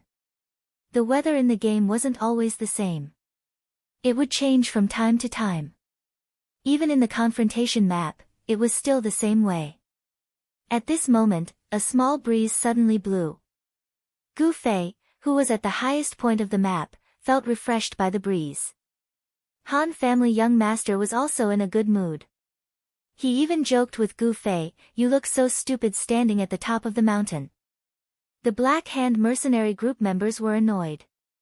It was the type of annoyance that couldn't be blown away no matter how strong the wind was. At this point, they still couldn't react and fell for the opponent's trick. Black index finger's head was a bit dizzy. Falling for the trap was falling for it. The key was that black index finger's confidence was a bit too much. Now, it was a bit difficult to clean up the mess. With so many brothers in front of them, they were embarrassed and didn't know what to say. Luckily, the Black Hand mercenary group members were quite kind. Even if they were mocking him in their hearts, they still showed a common enemy on their faces. Every one of them looked like they were going to skin the child elite group alive. The morale of the Black Hand mercenary group was boosted. "Old Black, what do we do now? Tell us." In the game, there were many more bosses than high-quality equipment. If you stood on the street and shouted, "Boss," 7 or 8 people would turn around. If you met a confused person, they might even treat you as their lackey. In order to not lose out, everyone gave their boss a different title. It was more intimate and easier to distinguish them from other bosses. Black Index Finger gazed at the mountain peak and said, "These guys aren't simple." It wasn't a coincidence that they were able to kill their way here. This praise wasn't without reason. Black Index Finger had just fallen for the trap and lost a lot of his reputation. Praising the opponent showed that he was broad-minded. At the same time, it was an explanation for his mistake. The opponent was very strong, so it was normal for him to lose out. Big bosses were always so shrewd. Now that they have points, will they start kiting the map? Someone was worried. The terror of kiting had already affected a generation of players in Cloud City. It's better if they use kiting. "We didn't train for nothing," Black Index Finger said. The black index finger said, "Now we're just afraid that they'll hide. This stupid map isn't as simple as we thought. There are still a lot of hidden places. We didn't pay much attention to it before." The black index finger's words also revealed that the Han family young master's strategy was truly well prepared and based on intelligence. From the start of the mercenary battle, he had been paying attention to the types, changes, and formats of the maps. In addition to his research on the guild wars, the Han family young master had already paid attention to more than a dozen maps.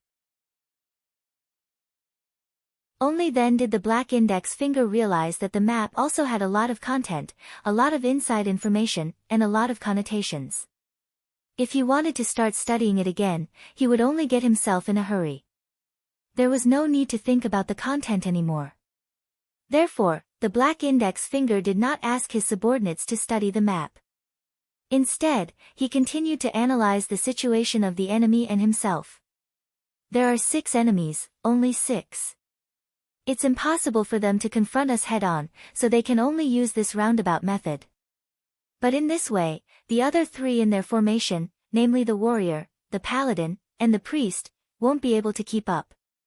Just like now, the rogue and the archer lured us here in the forest, and the sorcerer went up to the top of the mountain to destroy the eyes.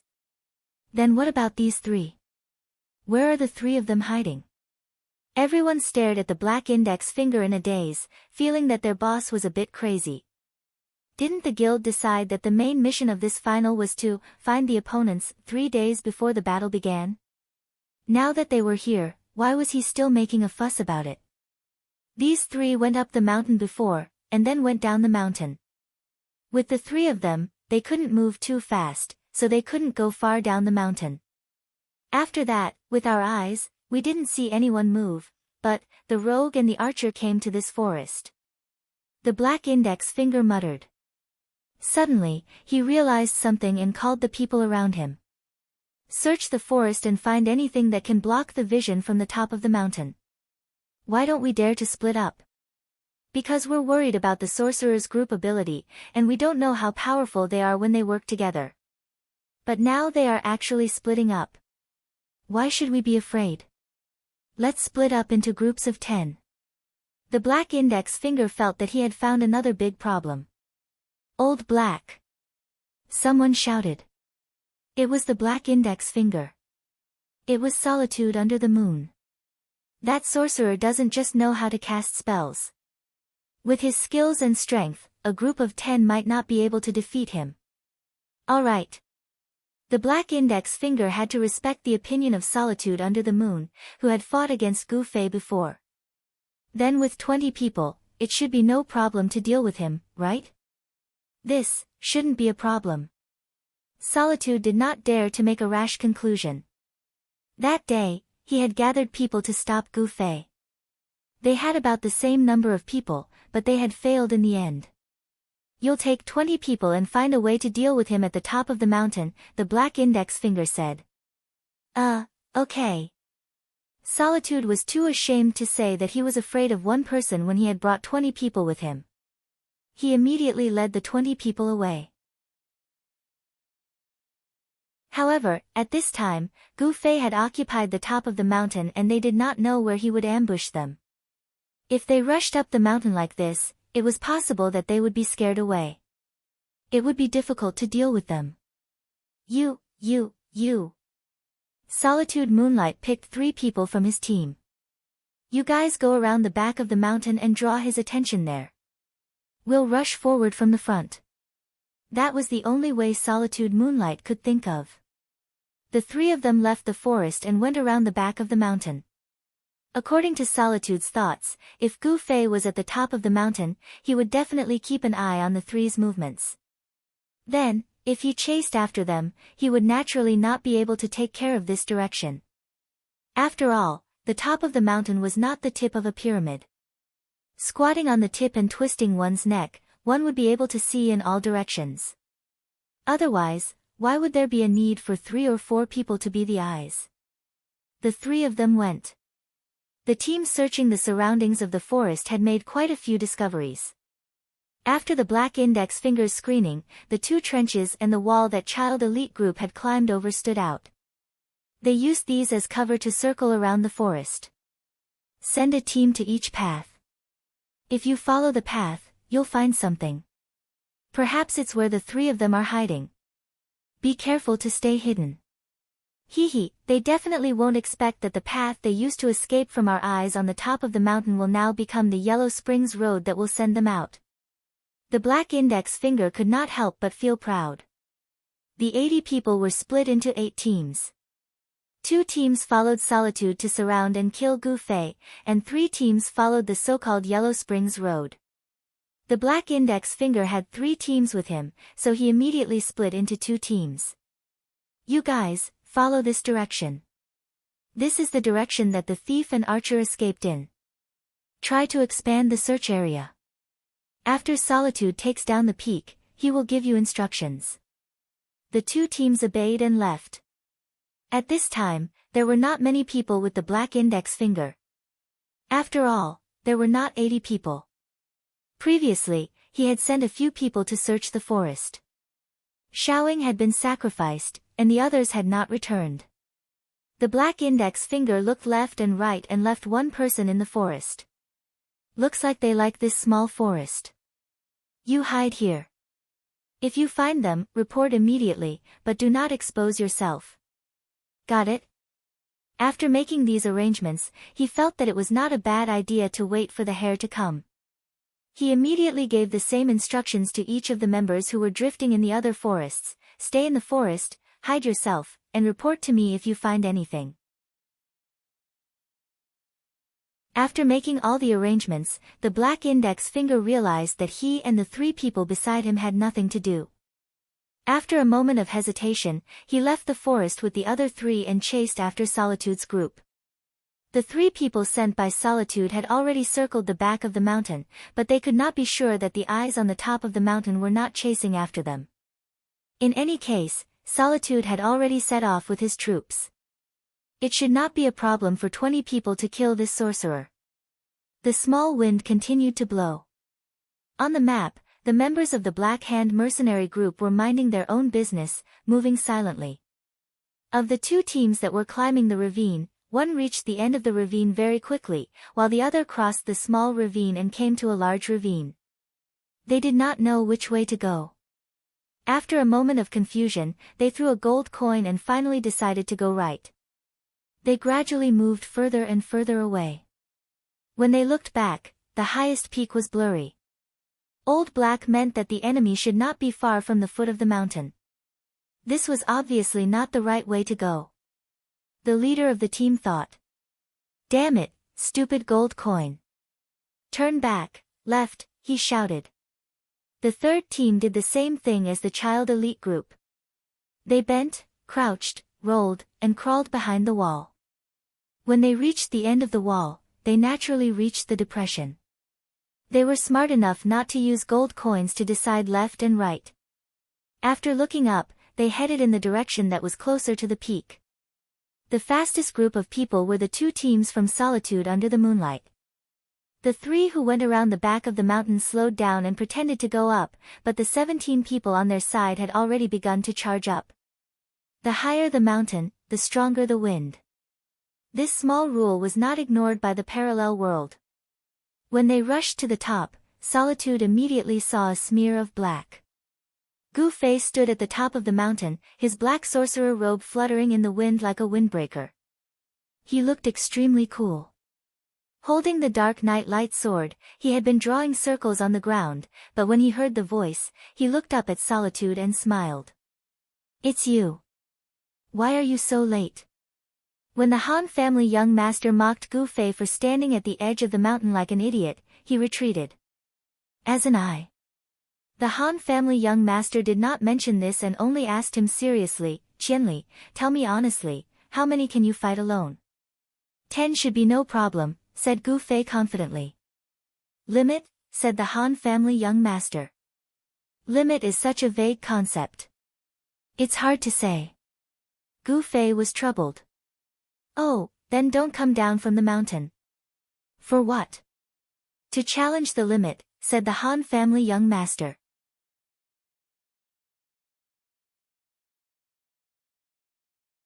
Chapter 262. Seeing that Gu Fei was still at the top of the mountain, Solitude Moonlight was very pleased, thinking that his plan had succeeded. He was the first to charge up the mountain. At this moment, the players behind him were climbing up the mountain one by one. Solitude Moonlight stared at Gu Fei, hoping to see a change in his expression. If Gu Fei's face showed fear, wouldn't his side also gain confidence? Unfortunately, Gu Fei still had the same smile on his face when Solitude Moonlight first appeared. He raised a finger and counted the number of people for Solitude Moonlight. After counting them one by one, he said, 17 people.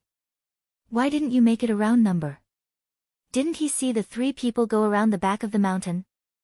While Solitude Moonlight was shocked, the 3 people had already jumped up the mountain. Gu Fei immediately looked back and nodded. 20 people, so it was a round number. Solitude Moonlight didn't know what Gu Fei was trying to do, but with 20 people here, there was no reason to be afraid of a single opponent. He immediately waved his hand, and the 20 people spread out, surrounding Gu Fei. Everyone's hearts were burning. They had been led around by the nose for a long time, and they finally had a chance to vent their anger. 20 people, is this the limit? Gu Fei even sent a message to the Han family young master. Just make do. If you can't handle it, don't shout for help. No one will care about you, the Han family young master replied. Gu Fei gathered his thoughts and focused on the people in front of him. The first thing he said was, is there anyone else? What? Is there anyone else? Solitude Moonlight didn't understand. Is there anyone else coming? Gu Fei said. 20 people, that's a bit difficult. Don't blame me if you're too cruel. Gu Fei reminded everyone. Are you kidding me? Solitude Moonlight didn't know why, but his heart trembled. They clearly had 20 times the number of people. What was there to be afraid of? Attack! Solitude Moonlight waved his hand, wanting to quickly get rid of this uneasiness. Fire will from the heavens. Fire 3,000 layers flames. The 20 mages chose their favorite area of effect spells to attack first. Under such an encirclement, AoE spells were unavoidable, because there was only so much space in the encirclement. If he wanted to avoid the spell, he would have to break out of the encirclement. How could the opponent give Gu Fei such a chance? After blocking the attack for a bit, the spell fell on Gu Fei's body. Back in the battle against Weina's song, when Gu Fei was trapped in a tight encirclement, he was helplessly burned to death like this, not even dragging a single person down with him. However, the present Gu Fei possessed the instant movement skill. Any encirclement was no longer within his line of sight. When the other party ignited the flames, Gu Fei raised his hand and chanted. With a xiao sound, he flashed behind someone. This was a bit like the traditional game of throwing a handkerchief. There were 20 people in a circle, and Gu Fei was the one throwing the handkerchief. Everyone was guessing who he would throw it behind. However, when throwing the handkerchief, there would often be some more sinister and cunning children who would secretly throw the handkerchief away and pretend to be looking for the target. In the end, they would turn around and return to their original position. The person who was thrown the handkerchief would still foolishly say, gently place it behind the child, everyone, don't tell him. Gu Fei didn't have any tricks up his sleeves. He only had one word, quick. When he disappeared from everyone's sight, he had already flashed behind someone. No one had time to react. Gu Fei didn't do much. He just pushed this person and casually gave him a sword. This was truly pushing someone into a pit of fire. Moreover, Gu Fei had chosen someone who looked like they didn't have much HP. Not only did he push him, but he also gave him a sword. He was afraid that the opponent's mage spells weren't strong enough to insta-kill this person. This person turned into a white light and disappeared in the flames of his own people. Seeing that one of their people had already died, the people in the circle felt a chill in their hearts. However, they quickly adjusted their mentality and continued to attack Gu Fei. Solitude under the moon didn't panic. He just silently counted in his heart, teleport once. According to the information they had gathered, Gu Fei could use spells 4 times. Exhausting Gu Fei's mana was the most effective method in Solitude under the moon's mind. Normally, sacrificing one's companions in PvP to exhaust a mage was a bit unjust. However, in this mercenary battle, there was no harm.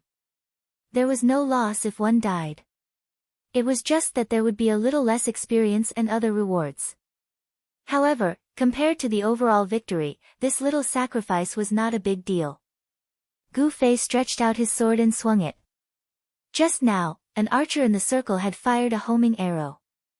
Now that the archer was chasing after him, Gu Fei stretched out his sword and flicked it.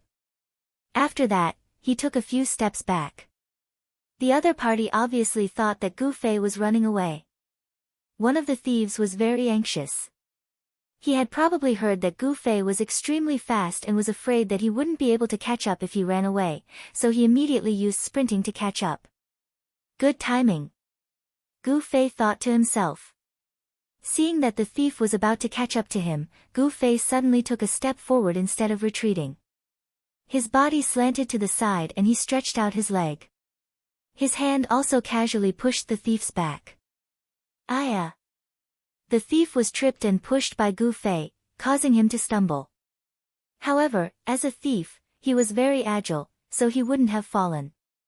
However, at this moment, he had already rushed out of the mountain. Suddenly, there was a large slope in front of him. Naturally, the thief couldn't stop himself and rolled down the mountain with a series of "Aya!" This cry echoed throughout the entire map. When the Han family young master heard this, he sent a message of concern. "What the hell are you doing now?" "I pushed someone down the mountain," Gu Fei replied calmly. The remaining 18 people were listening attentively to the scream and didn't move for a moment. "Get rid of him. Will he die if he's pushed down the mountain?" The Han family young master was dissatisfied. He said that he was giving Gu Fei a chance to challenge his limits, but in fact, he wanted Gu Fei to kill these 20 people. He wanted to kill them completely. "Oh, I think he's dead," Gu Fei replied with a slight pity.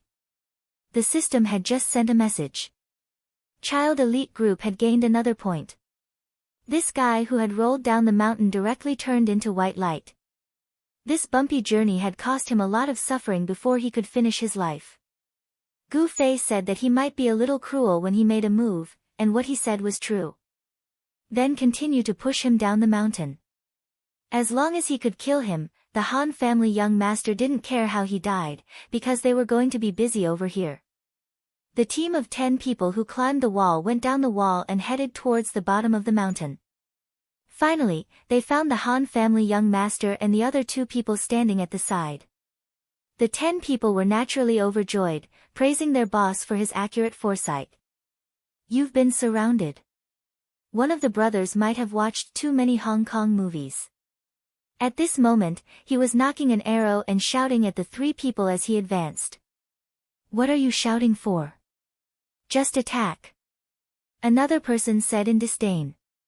It was obvious that the 10 people were very relaxed and didn't take the 3 people seriously. Even the encirclement was just talk, but they didn't really surround them. What was there to surround? These 3 people weren't people with outstanding speed. If they wanted to run, they could just chase after them. A warrior, a cleric, and a knight might take some time to deal with them, but it was only a matter of time. The other party only had the warrior, who was a damage dealer, and couldn't wear down their strength at all. The 10 people proudly reported that they had found their targets in the channel and bragged about taking them down immediately. The 10 people each took out their weapons, chanting and releasing arrows as they launched their attacks. The archer's arrow bounced out first. Unscathed in battle took a step forward and didn't dodge. He took the arrow head-on. Behind him, the Han family young master cast regeneration to replenish his HP. "Brother, you also cast a blessing of stamina to increase unscathed in battle's physical defense. Fire trees 1,000 layers of flames." A mage chanted. He was about to set the three of them on fire when an arrow suddenly appeared out of nowhere and hit the mage right in the head. Rise! The mage spat out the last word of his chant. The ground fire was already rising, but he was mercilessly killed by the sniper shot. Yutian Shinming was still the same. He always picked the weakest people to bully. Since the mage was already dead, the fire didn't cause any damage at all. The remaining 9 people were also thrown into a panic by the sudden appearance of the arrows. Suddenly, a shadow flashed by the side of the marsh. A person dashed down with a trail of dust, and the dagger in his hand stabbed at the enemy without hesitation. Unscathed in battle also launched an attack at this time. It was his best skill, charge, followed by whirlwind slash. He plunged into the enemy's formation and spun in circles. The arrows in the distance were still shooting one after another. The Han family young master cast regeneration on the side with ease. Brother Yu rushed into the formation and helped Sword Demon. Unscathed in battle was still spinning, and his own people couldn't get close. Black Index Finger obviously miscalculated. He thought that the opponents had split into 1, 2, or 3 people, but he didn't know that Sword Demon and Yutian Shinming had rushed out of the forest and escaped. After Gu Fei destroyed the eyes on the top of the mountain, he immediately turned around and came back here. Without the eyes on the top of the mountain to monitor them, the map was naturally free for them to run around. If it was said that they could kill time when facing a team of 3 or 10 people, it was a different story when facing 5 people. The equipment and skills of the experts were already above them. Coupled with their skillful cooperation, killing the 10 of them was not a problem at all. Seeing his teammates fall one by one, the team leader in charge of this team gritted his teeth in hatred. The distress signal had already been sent out, but his team had chosen their own direction, so help couldn't come so quickly. Fell into a trap, completely fell into a trap. Old Black. You wanted to take advantage of them splitting up, but now you've been beaten at your own game and digested our team. That was what the team leader thought in his heart before he left. He was full of resentment towards Black Index Finger's mistake again. Done. Unscathed in battle clapped his hands and put his sword back into his pocket. Qianli, how's it going? Han family young master sent a message to Gu Fei, but he didn't get a reply. Obviously, an intense battle had started, and he didn't have the time to talk nonsense with him. If Qianli just happened to kill all the people on the top of the mountain, it would be perfect. Han family young master sighed, but he knew that he couldn't ask for too much.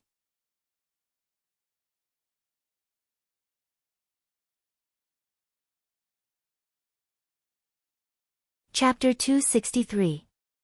The depression was not far from the foot of the mountain. Imperial Sky Divine Ming ran into the depression from another direction, and the Black Index Finger saw it with his own eyes. At that time, he was still worried. Don't tell me he ran away again. Should I go and see which direction they went? In the end, he didn't have to worry too much. The opponents didn't run at all.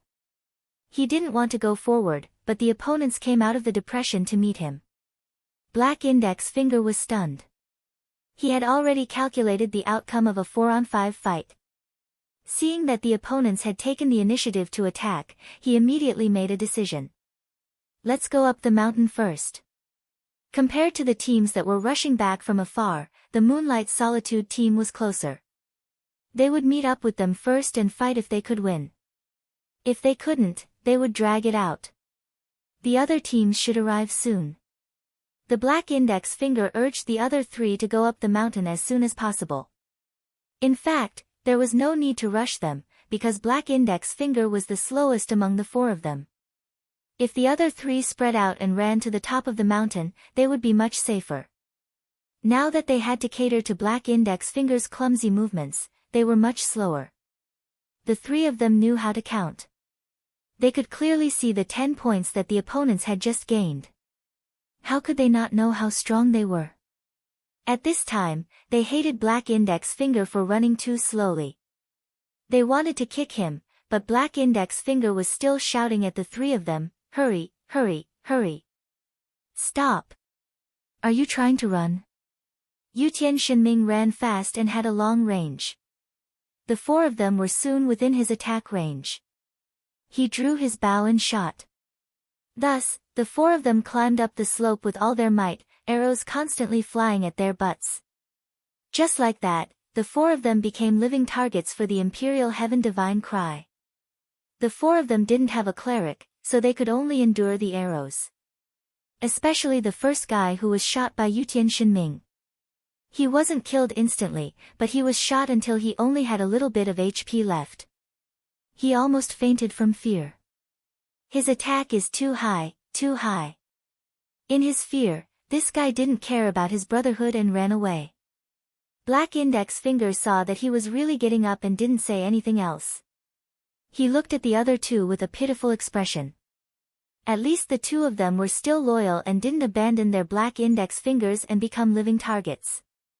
The 3 of them continued to climb through the hail of bullets. Fortunately, Yutian Shinming's snipe was still on cooldown.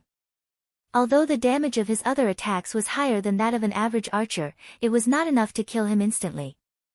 After all, Yutian Shinming was only one person. He was holding a bow, not a machine gun, and he had to run and shoot at the same time. The target was a live target. Even the Olympic Games did not have such a difficult event.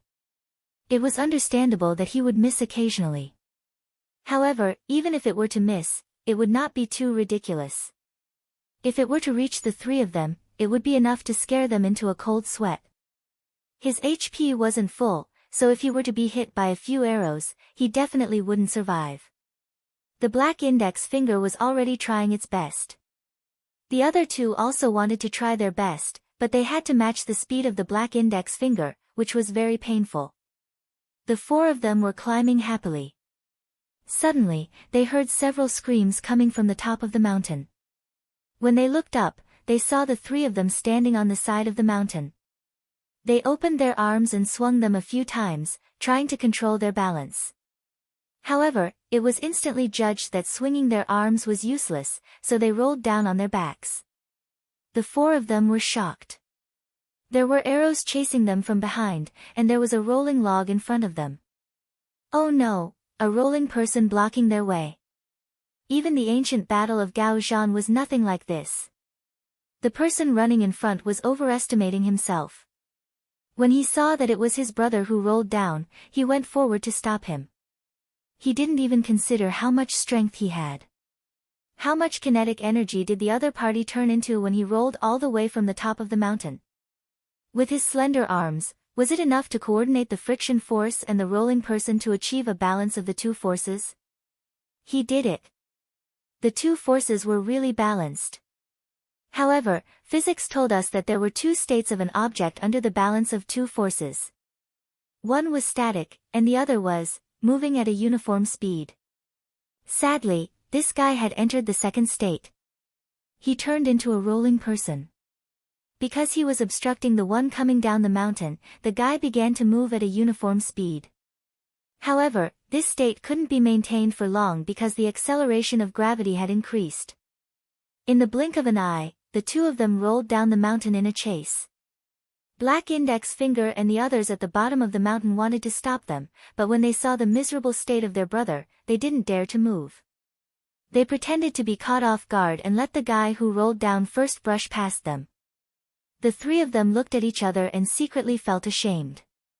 Seeing that another person rolled down, the 3 of them made up their minds and went forward together. If one of them couldn't stop him, the 3 of them should be fine, right? However, some of the people who rolled down the mountain had already deviated from the track. There was only one person left in front of the 3 of them.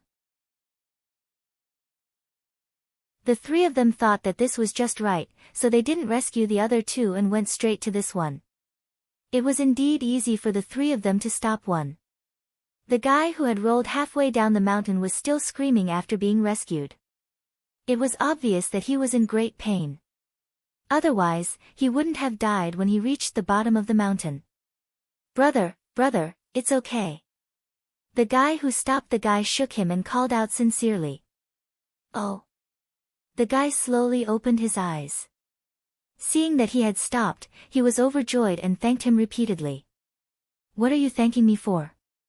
We're. Before he finished, the sincere big brother turned into a white light and disappeared. Black Index Finger and the other guy's expressions changed. They had forgotten that there were people chasing after them. Black Index Finger hurriedly picked up the guy who had rolled down and said, "Hurry, go up the mountain." "Up the mountain?" the guy exclaimed, "It's very dangerous up there." "Dangerous?" Black Index Finger was confused. "Isn't there only one person on the mountain?" There was indeed only one person on the mountain, but he was the most dangerous one. In the parallel world, there were 2 steps to chanting a spell. The first step was to shout out the name of the spell. After shouting, magic power would be consumed, and the spell would begin to take shape. The second step was to activate the incantation to make the spell attack. If one only shouted out the name of the spell without the incantation, the spell wouldn't attack after it took shape, and naturally, it wouldn't cause any damage. For example, in the offline safe zones, one could shout out the name of the spell to summon it, but the incantation would be ineffective. Therefore, when facing a mage, one had to dodge as soon as they heard the mage's chant. Therefore, nowadays, the mages wouldn't shout at the top of their lungs. Instead, they whispered to each other and carefully spat out the incantation as if they were whispering sweet nothings. They sounded extremely gentle, but the destructive power of the spell was exactly the same. Gu Fei wasn't so gentle at the moment. Instead, he shouted at the top of his lungs, "Thousand whooshu, whoosh whoosh whoosh whoosh." Before he could finish shouting, everyone began to dodge, instantly killing a mage. Who would still doubt the power of Gu Fei's spell? Of course, the earlier they dodged, the safer they would be. Their eyes were fixed on the direction Gu Fei was pointing at, and they realized that it was the center of the mountain. Therefore, everyone naturally scattered and dodged towards the side of the mountain. This was the effect that Gu Fei wanted. He had originally planned to only shout half of the incantation, so he immediately changed directions and teleported to the side of the mountain. The 3 mages were caught off guard, and just like that, they were pushed down by Gu Fei, resulting in the scene just now. 2 teleportations and 1 dual flame flash. Solitude under the moon calculated as his heart thumped wildly. If it wasn't for the fact that Gu Fei had a problem with magic power, if he could use it endlessly. 20 people. Perhaps even 30 people would be wiped out by him, right? Moonlight's Solitude could not understand how this person could react so quickly. Any attack would be dodged by him without any hesitation, and no one could block or dodge his counterattack. Up to this point in the battle with Gu Fei, 1 person had been pushed down the mountain, 3 people had been killed with a dual flame flash, and 3 people had been pushed down the mountain. During this time, he had shouted the 1,000 whooshu flames, but afterwards, he found out that it was just a bluff. Of the 20 people at the top of the mountain, only 13 remained.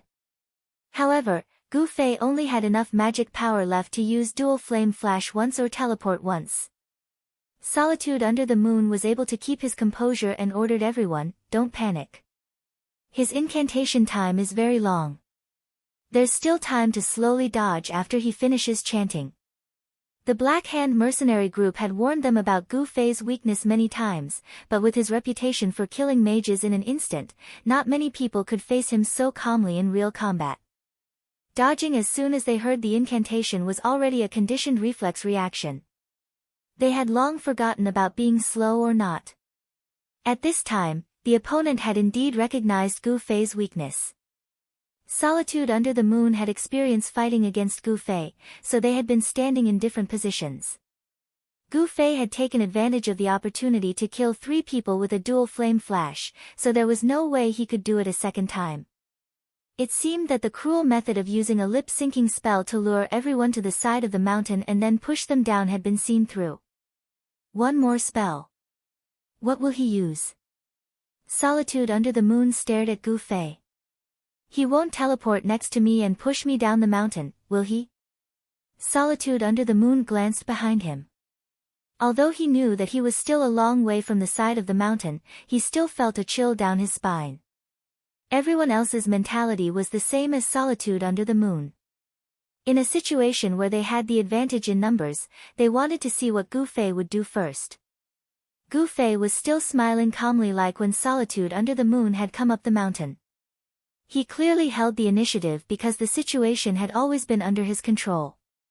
Pushing people down the mountain, dual flame flash, 3 in a second, unpredictable teleportation, everything that Gu Fei had done, the opponents had no choice but to be on guard. At this time, no one dared to get too close to the side of the mountain. Everyone stood in different positions and stared at Gu Fei, afraid that he would disappear behind them. If there were 20 people, it would be quite crowded at the top of the mountain. Now that there were 13 people, it should be enough. Gu Fei thought quietly. Suddenly, he took a step forward and took the initiative to attack again.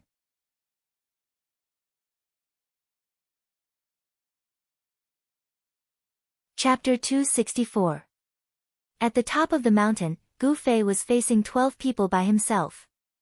This attack was based on the principle of proximity. Gu Fei raised his sword and stabbed at a warrior not far away. Fourth spell. Beneath the Moonlight's monologue had already started calculating. If Gu Fei were to cast his fourth spell, he would not hesitate to order everyone to surround Gu Fei. In the end, Gu Fei did not make a sound, nor did his sword light up. After the warrior was hit by Gu Fei's sword, he looked at the damage and shouted in surprise, "Don't worry, just a casual strike." He was very happy, but Monologue felt very depressed. He wished that Gu Fei could instantly kill this warrior with a dual flame flash. Now that he was worried about Gu Fei's last spell, if they surrounded him, dual flame flash would instantly kill them. The warrior's casual words made Monologue feel depressed, but it made Gu Fei even more furious. The Gu clan's exquisite swordsmanship was called a casual strike by the opponent. Just a random sword strike, why don't you dodge for me to see? Gu Fei's face was full of tears. These players were too unprofessional. They only knew how to say that his attack was abnormal and that he could instantly kill mages. Did none of them notice that no one could dodge his attacks? Even if he wanted to instantly kill a mage, he had to hit them first, right? If he had the ability to dodge, then what was the point of having a high attack? For example, like me, as Gu Fei thought about it, he dodged the warrior's backhand axe. This kind of careless attack was full of flaws in Gu Fei's eyes. If it was a real battle, Gu Fei could really cripple him with a casual strike. Unfortunately, this was a game. Gu Fei had already stabbed him 3 times, but this guy was still very proud of himself, swinging his axe and slashing at Gu Fei. His slashes were quite beautiful. This kid can't bear to use spells anymore. Idiot. Moonlight Solitude cursed inwardly. The opponents were indeed reluctant to use their spells, but because they always had a trump card that they couldn't use, the others didn't dare to surround them. Soliloquy waved his hand, wanting to get the ranged classes to help out, but when he looked around, he was shocked. There was only one archer left. Archers and mages, these 2 ranged classes, were either instantly killed or rolled down the mountain. Gu Fei had already taken care of them in the previous encounter. The fight at the beginning wasn't meaningless. Sweat had already appeared on Solitude Moonlight's forehead. All this while, he had thought that he had been pushing people, insta-killing them, and then pushing people again to take advantage of the opportunity to wear them down. Only now did he realize that there was a purpose to this. The ranged classes were almost completely exhausted, and the melee classes didn't dare to surround him. Could it be that it had become a one-on-one situation? What a joke. There's only 1 spell left. Can't we afford it? Beneath the Moonlight cast healing spells to heal the warrior while ordering the others to surround him and attack him together. But he still has 1 more spell. The other melee players hesitated. There's only 1 spell left. What's there to be afraid of? He'll definitely die after we wear him down. Soliloquy roared. He deliberately spoke very loudly so that Gu Fei could hear him. His plan wasn't a conspiracy. It was an open plan that the opponents could see, but they had no choice but to use it.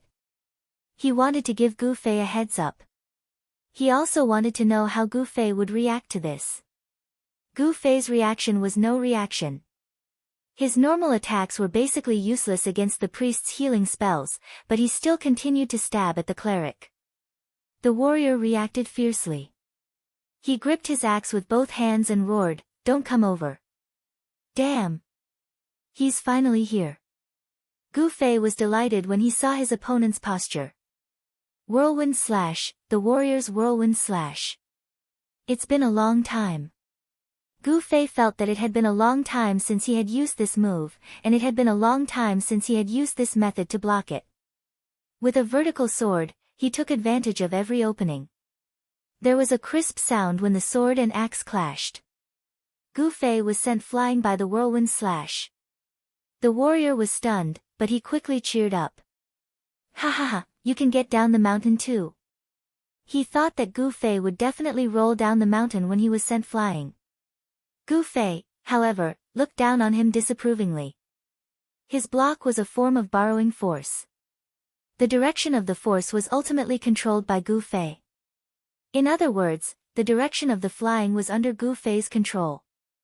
How could he use this force to fly down the mountain? Even if he used this force to fly down the mountain, Gu Fei would definitely be able to land steadily on the slope. Do you think this is a Grandmaster of Combat's hugging throw? There's a stun in the air. Gu Fei rarely looked down on his opponent from a gaming perspective. The soldier was happy at first, but looking at the direction and momentum of Gu Fei's flight, he reckoned that it was impossible for Gu Fei to fly out of the mountain and roll down the mountain. He felt very regretful that he could not avenge his brothers who had been pushed down the mountain, an eye for an eye. Flying in the air, Gu Fei returned his sword and unsheathed his blade. He completed the equipment exchange at a speed that could be missed in the blink of an eye. Baptism of fire in his hand, he slashed at the player next to him the moment he landed. The player had long since seen Gu Fei flying in his direction. He was still thinking that he might be able to throw Gu Fei off the mountain with a push. He was feeling quite excited. He didn't expect Gu Fei to land so steadily when he flew over, and he didn't expect the attack to arrive before he even landed. The slash was brilliant, and the flames from the baptism of fire burned the player's face red. It's a spell. The others didn't care about their own brother's life or death. They cheered and surrounded Gu Fei excitedly, ready to chop him into meat paste. Wait, that's not a spell. Solitude Moonlight was flustered. Why aren't these guys calmed down at all? If it's a spell, why is he still standing? Solitude Moonlight had experienced this attack when he fought against Gu Fei. It was an enchantment attack. It was very similar to Double Flame Flash, but the damage was completely different. By the time Solitude Moonlight shouted this, it was already too late. The melee players on his side had already surrounded Gu Fei. They had originally been scattered, but now, they all reached Gu Fei's side at almost the same time. Could it be that the place where he landed after being sent flying by the Whirlwind Slash was also carefully chosen? Only an expression of disbelief remained on Solitude Moonlight's face. His late warning didn't have any effect. Although the players who had already reached Gu Fei's side heard his shout, they were still hot-blooded. Moreover, it was too late to retreat now. They might as well sacrifice 3 people to chop Gu Fei up on the spot. Unfortunately, they still didn't know enough about Gu Fei's skills. Double Flame Flash, Flash. Gu Fei had already finished swapping equipment. He held the night streak in front of him. Gu Fei's feet spun, his waist twisted, and his arms and wrists swung in a single direction. First of all, he had to thank the Black Hand mercenary group for their fight with Gu Fei at the city gate. Because the duration of the skill was fixed, Gu Fei had been researching how to kill as many people as possible during the limited duration of the Double Flame Flash. Previously, he had simply increased his agility, increased his attack speed, and then calculated the enemy's position to maximize his attacks. However, that inadvertent turn at the city gate made Gu Fei realize how simple and stupid his thinking had been. His thinking had been solidified by the game's settings. Gu Fei felt that it was both pitiful and shameful. Previously, he had only paid attention to his attack speed. In reality, if he coordinated all the parts of his body that could move, the range of this skill would be greatly increased. At this moment, the range of Gu Fei's double flame flash had reached nearly 450 degrees.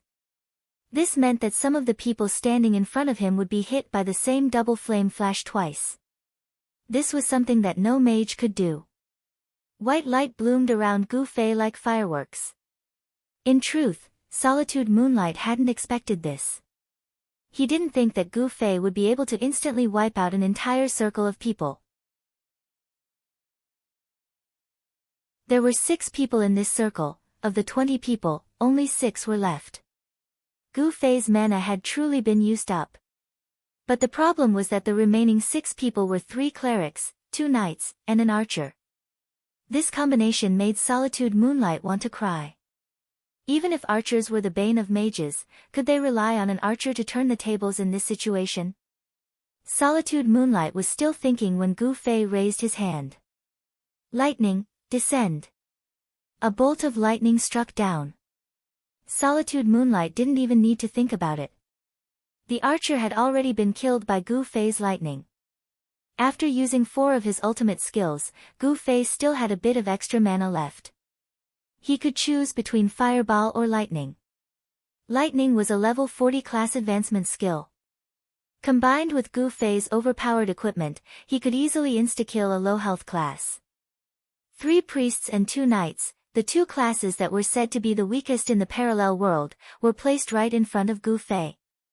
Gu Fei didn't show any mercy. The challenge that the Han family young master had given him hadn't ended yet. After switching weapons again, Gu Fei brandished Baptism of Flames and charged at Solitude Moonlight. At the same time, he put on the enchanted accessories that he had taken off previously. It could be said that Gu Fei had put in a lot of effort in order to lure the enemy.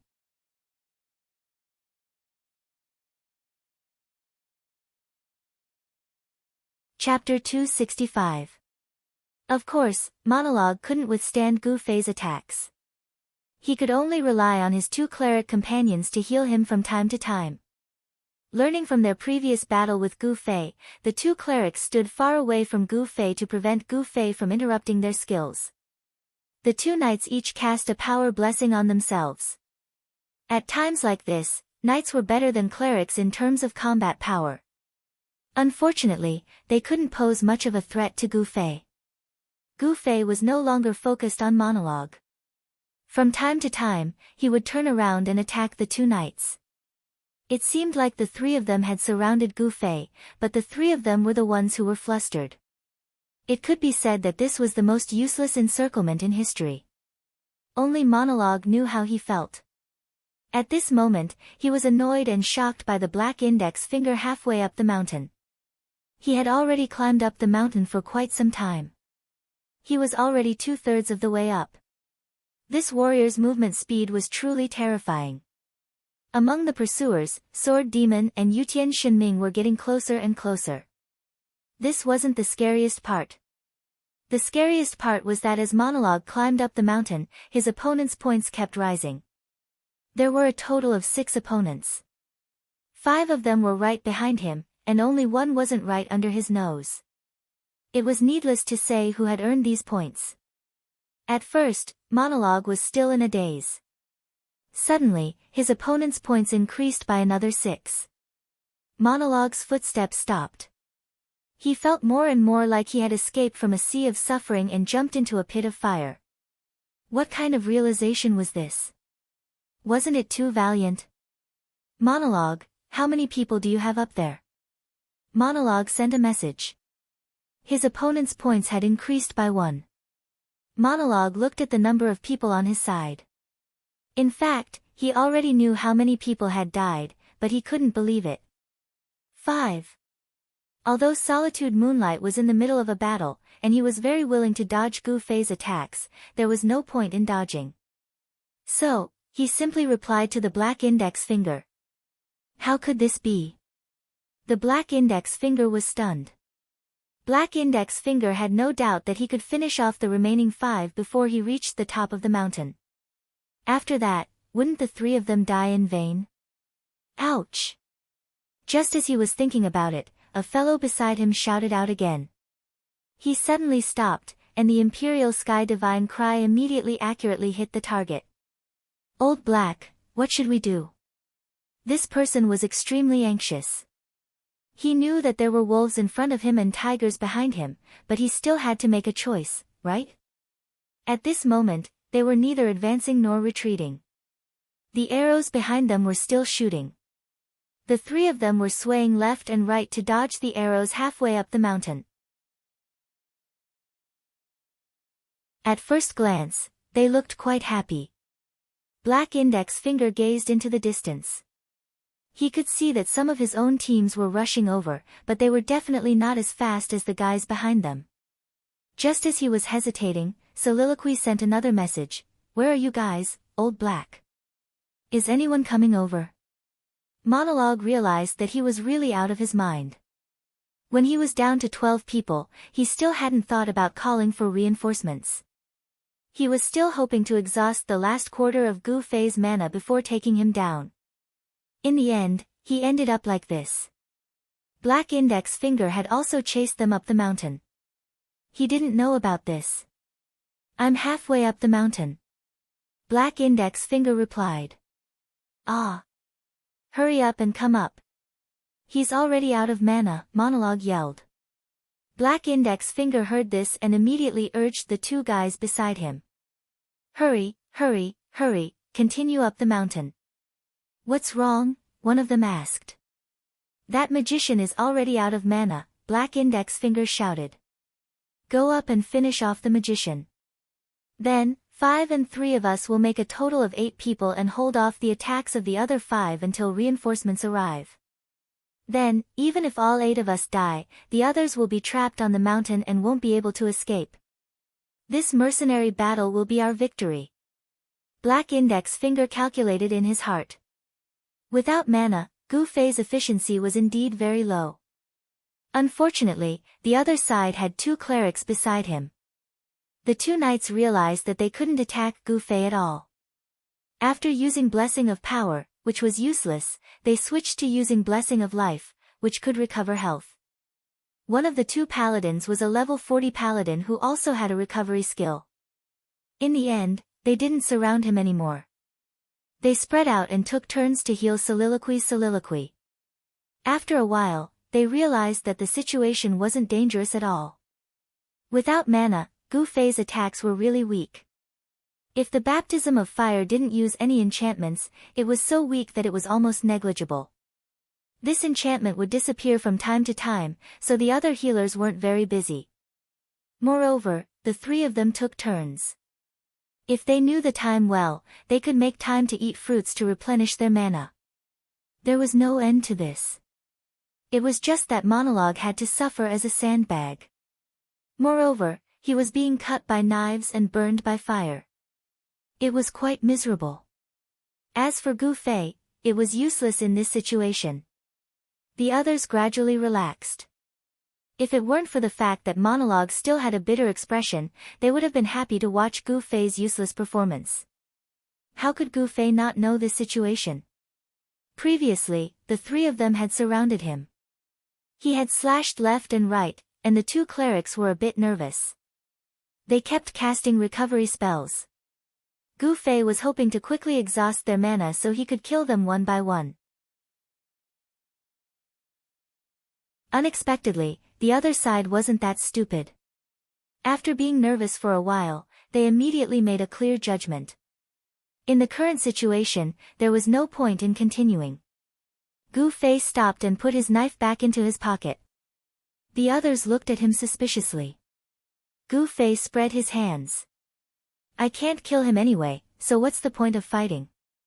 What trick do you have now? Monologue was very nervous. In his heart, Gu Fei was sinister and vicious. Don't you know the situation just now? It was just a waste of time. Gu Fei said as he sent a message to the Han family young master. I can't, the challenge failed. I can't fight anymore. There are only 5 of them left. 3 clerics and a paladin are washing up. There's no end to it. Hold on, We're coming up soon.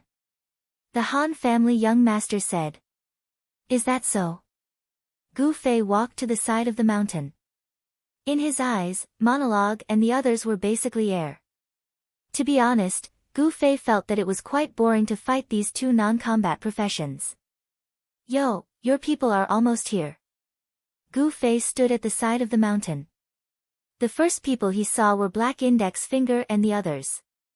Not far behind them were Sword Demon and Yutian Shinming. Behind them were the Han family young master, unscathed in battle, and Brother Yu. Behind them were the 4 Black Hand mercenary group teams rushing over from different directions. At this time, Gu Fei was casually standing on the side of the mountain. This was really a great temptation. One of the opposing knights was startled for a moment, then immediately tiptoed behind Gu Fei. The other 4 immediately understood his intentions, and in an instant, the top of the mountain became silent. Sword Demon, Yutian, you two run faster. Catch them. Gu Fei waved his arms. The 5 of them didn't have the mind to pay attention to the other side. The knight heard Gu Fei shouting and was afraid that he would suddenly turn around. He quickened his steps and finally reached behind Gu Fei. When he was about to reach out, Gu Fei suddenly turned his head. The knight's 2 arms were in front of him. When he saw that Gu Fei had turned around, he didn't care anymore and fiercely pushed towards Gu Fei. But Gu Fei's turning around wasn't a coincidence. He quickly reached out and grabbed one of the knight's arms, pulling him forward. But then again, the knight only wanted to push Gu Fei down. He didn't bring out the kind of courageous and murderous aura that seemed like he was going to perish together with Gu Fei. He just moved his arms forward. Gu Fei didn't need to use this bit of force to drag the knight down. But Gu Fei really didn't want to miss such an opportunity. While his hands were working hard, his legs were also tripping. There weren't many wrestling techniques in Kung Fu, but Gu Fei had used all that he could think of. It was no exaggeration to say that Gu Fei's fall was very sloppy. It wasn't elegant at all. It even looked a bit like a hoodlum. But no matter what, the knight was finally taken down by him. Yes, he was taken down. Taken was the most appropriate description. Even Gu Fei himself was too embarrassed to agree. What was even more tragic was that their scuffle was seen by the people who were chasing up the mountain. They were all dumbfounded and guessed what kind of fierce battle was going on at the top of the mountain. Even such a shameless fight had happened. But the other 4 people on the mountain received great inspiration from this fight. Solitude under the moonlight had an idea, and he quickly shouted at the 3 people, "He can't do any damage now. Grab him and throw him down." Gu Fei was stunned when he heard this. Indeed, there was such a shameless fighting style in this MMORPG. It often appeared on the side with the advantage in numbers. They would endure the opponent's attacks and then capture the opponent at close range. When Gu Fei fought with the Unchung Mutsu's people outside the revival point, the opponent had hesitated on whether or not to use this fighting style. After all, this fighting style was seen by the players as very unskillful and shameless fighting style. Whoever really used it would be regarded as trash. The more experts in the later stages of the game, the stronger this thought was. But as the saying went, even a rabbit would bite when it was cornered. Solitude under the moonlight and the others had been bullied by Gu Fei to this extent. Who cared if they were graceful or skillful? They aggressively rushed up to capture Gu Fei alive. Frankly speaking, Gu Fei was really afraid of this move. If he slashed at them, they wouldn't dodge, and the 4 of them would just squeeze them in the middle. Gu Fei didn't have any strength. No matter how skillful he was, it would be difficult for him to use it in this situation. He had to dodge. Thus, on the top of the mountain, Gu Fei had a bitter expression as he fled from the 4 people who had turned into pushing the mountain. Fortunately, I have the advantage of speed. Gu Fei wiped his sweat. If drifting didn't have any strength at this time, he would definitely get lost. Gu Fei sighed in his heart.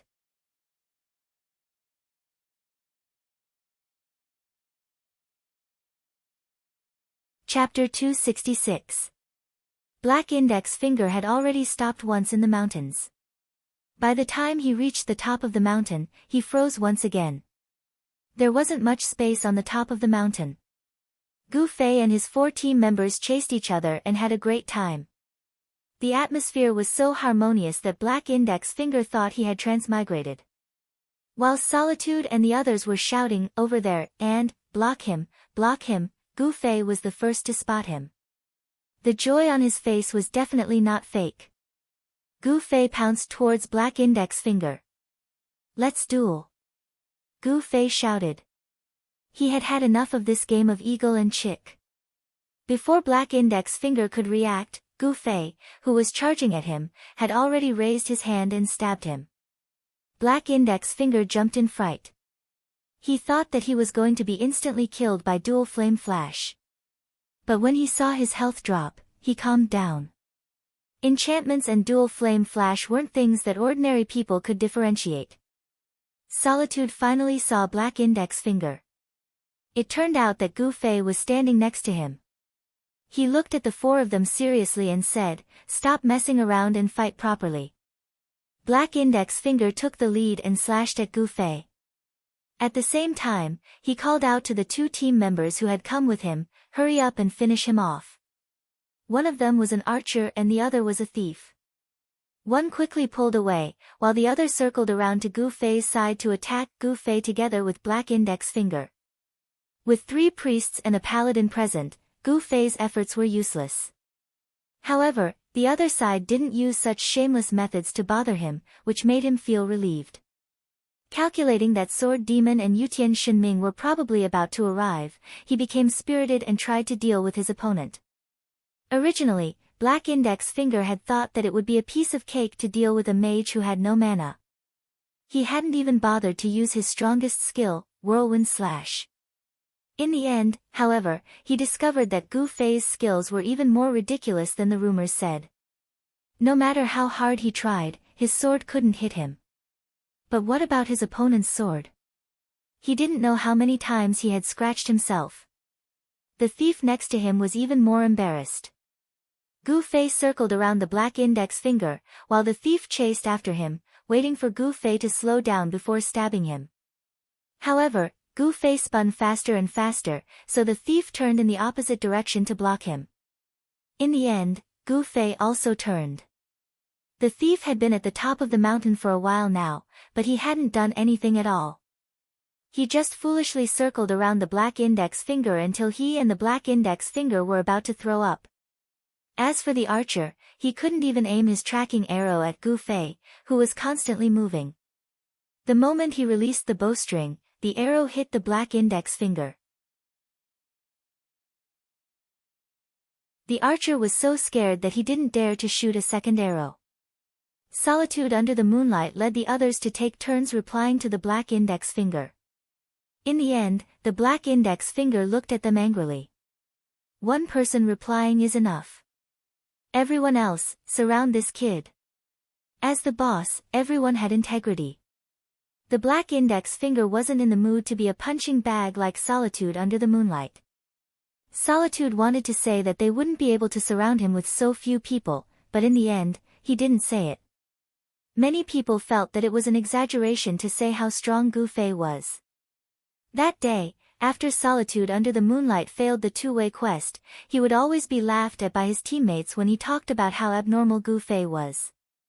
To be honest, when the 20 people were beaten up by Gu Fei, Solitude under the moonlight felt a sense of revenge. In response to the leader's call, 3 priests and 1 knight contributed their strength to surround Gu Fei. But just as Solitude under the moonlight thought, with Gu Fei's movement speed, the priests didn't have a chance to surround him. The top of the mountain was filled with Gu Fei's figures. In the end, the Black Index Finger could only chase after him like the thief. There was a mess of shouts from the top of the mountain. This way, block him, block him." It was the same as when the Black Index Finger first came up the mountain. "So I really did transmigrate," the Black Index Finger thought absent-mindedly. The sound of arrows flying through the air disrupted the situation on the mountain. Yutian Shinming and the Sword Demon had finally arrived. Gu Fei wiped the sweat off his forehead. They're finally here. Imperial Sky Divine Ming clicked his tongue in wonder. Even you have times when you can't hold on? I can't. Gu Fei sighed. There are too many priests. It's better if there aren't any. These words made Solitude Under the Moonlight very sad. He had been worried that they only had 3 priests and 2 knights left. How good would it be if they were all combat professions? The enemy sorcerer thought the same. From what he said, if they really had that kind of lineup, he would have already killed them all. The Black Index Finger's face was ashen. He had personally experienced how difficult it was to deal with Gu Fei. He no longer doubted that Gu Fei alone could stall for time. Now that the other 2 had arrived, would the other 3 be far behind? Could they really hold on until reinforcements arrived? More importantly, the Black Index Finger didn't even have the ability to escape. There were 7 people on the mountain. Apart from an archer and a thief, the others were the slowest type. Go! Imperial Sky God Ming did not say much, and shouted as he charged forward, opening his hand and shooting an arrow at the archer. Sword Ghost also dashed out with swift step, heading straight for the thief. The archer was saved by the Black Index Finger when he rolled down the mountain. He didn't have full HP to begin with. After being sniped by Yutian Shinming at close range, there was no doubt that he would die. Although there were many priests, they didn't have a chance to heal. The Black Index Finger roared and charged towards Yutian Shinming. Yutian Shinming was experienced. As soon as he saw the Black Index Finger's butt, he screamed and dodged to the side. The Black Index Finger charged to his side and stretched out his hand to use Whirlwind Slash. This was a combo skill that all warriors had to know how to use. Yutian Shinming was forced into a difficult situation. He almost rolled and crawled away from the Black Index Finger, barely dodging the Whirlwind Slash. The Black Index Finger immediately cancelled the skill. Otherwise, it would be a waste of rage. Gu Fei saw this as an opportunity. He quickly closed in and slashed at the Black Index Finger's head. He then pushed with his hand, wanting to catch the Black Index Finger off guard and roll down the mountain. This time, he was too careless. A warrior's strength was overwhelming compared to a mage's. In front of a warrior, the skills that Gu Fei had taught a knight were all useless. Gu Fei's push was very solid, but the Black Index Finger was as still as a mountain. It reflexively reached out and grabbed Gu Fei. With a swing of its arm, it threw Gu Fei away. Beautiful. Solitude Under the Moon was excited. As expected of the boss. He used a trick to deal with the most difficult person to deal with. In fact, the Black Index Finger was also at a loss. Everything that happened just now was a reflex. This kind of movement was the fastest, so Gu Fei didn't have time to react. In the game, adding points to agility was very obvious in terms of movement speed, but it wasn't that exaggerated in terms of attack speed. If a warrior's attack was as slow as a movie, then an agile thief's attack was 8 times faster. No matter how strong a warrior was, he wouldn't be a match for them. Sigh, I was too careless. In the air, Gu Fei reflected on himself and sighed at the huge difference in strength. He then adjusted his posture and maintained his balance. When the Black Index Finger realized that it had done something big, it turned around to see how Gu Fei rolled down. In the end, it saw him land firmly on the mountain. Sword Demon, Yutian, you guys hold on for a while. Gu Fei shouted towards the top of the mountain. He didn't go up anymore. He took an apple and started munching on it. Of course, Solitude Under the Moon also heard Gu Fei's voice. His expression changed. Was he fine even after being thrown down? He rushed to the side of the mountain and looked down. He saw Gu Fei leisurely eating an apple. His eyes met the Black Index Fingers in shock. I can't let him recover his mana. Solitude Under the Moon was about to cry. How could the Black Index Finger not know that this was very important? At this moment, he only hated himself for using so much force and throwing Gu Fei so far away. It was too late to rush over to stop him from eating the apple. Solitude under the moon made his last effort. He sent a holy light orb at Gu Fei and floated to Gu Fei's side. Gu Fei didn't dodge. He bought more time to recover. After being hit by the holy light orb, the effect of the apple was interrupted. However, Gu Fei also recovered a quarter of his mana. He chuckled and shouted, "I'm coming." He pulled out the dark streak sword and rushed back up the mountain. It's over. Solitude under the moon was a very meticulous person. He carefully studied Gu Fei's playstyle, trying to find some unknown flaws. He hadn't found the flaws, but he knew a lot about Gu Fei's habits. When Gu Fei didn't have mana, he would use a saber. When he had mana, he would switch to this long sword that no one had been able to identify. In fact, at this time, the top of the mountain was already in a mess by Sword Demon and Yutian Shinming. As for the thief, Sword Demon stabbed and Yutian Shinming shot. The two of them worked together and didn't give the priest a chance to do anything. It was even easier for them to bully the two priests and the knight. On the other side, Black Index Finger and Solitude under the moon were still sighing at Gu Fei's resurrection. Was there any suspense in the subsequent situation? Black Index Finger, Solitude under the moon, the two priests, and the knight were all slow. It was impossible for them to escape from Gu Fei's trio. The priest's recovery spell was no longer useful. The combined attacks of these three were enough to kill any class in an instant. Black Index Finger was this heroic. Sword Demon's backstab, Yutian Shinming's snipe, and Gu Fei's dual flame flash. Under such unprecedented treatment, if Black Index Finger didn't die, he would be letting the audience down. The remaining four had nothing else to say. After being beaten up by the three of them, they were all sacrificed. The three cleaned up the mountaintop and went to the edge of the mountain to look. The Han family young master and the other two were only a few steps away. The other four teams were also clearly galloping on the map.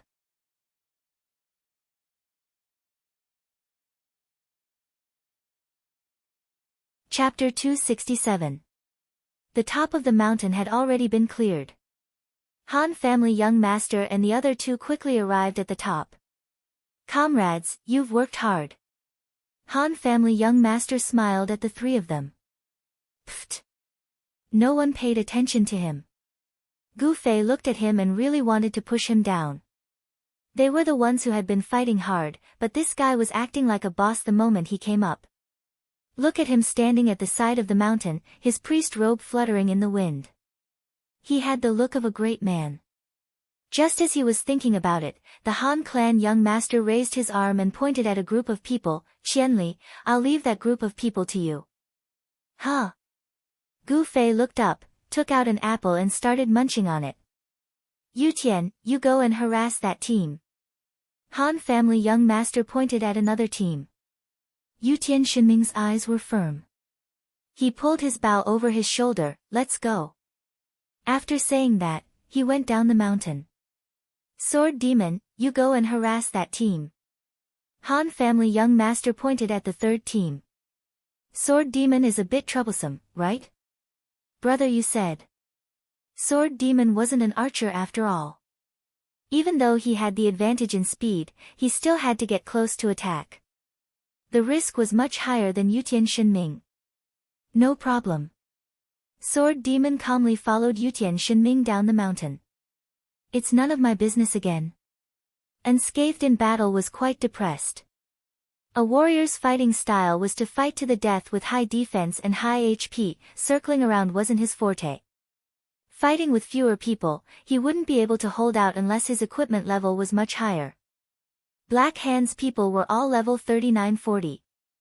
Even if unscathed in battle's equipment was better, he wouldn't be that strong. "It's none of your business. Stay here." After saying that, the Han family young master bent down and sat cross-legged on the side of the mountain. He took out 2 bottles of wine from his pocket. "Do you want it?" The two of them shook their heads. The young master of the Han family placed 1 bottle beside him and held the other.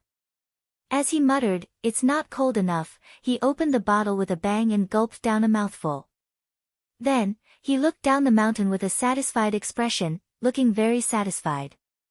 There were 4 teams in total. They harassed 3 teams. What about the last one? Brother Yu was worried again. 4th team. That's also Qianli's. Han family young master said.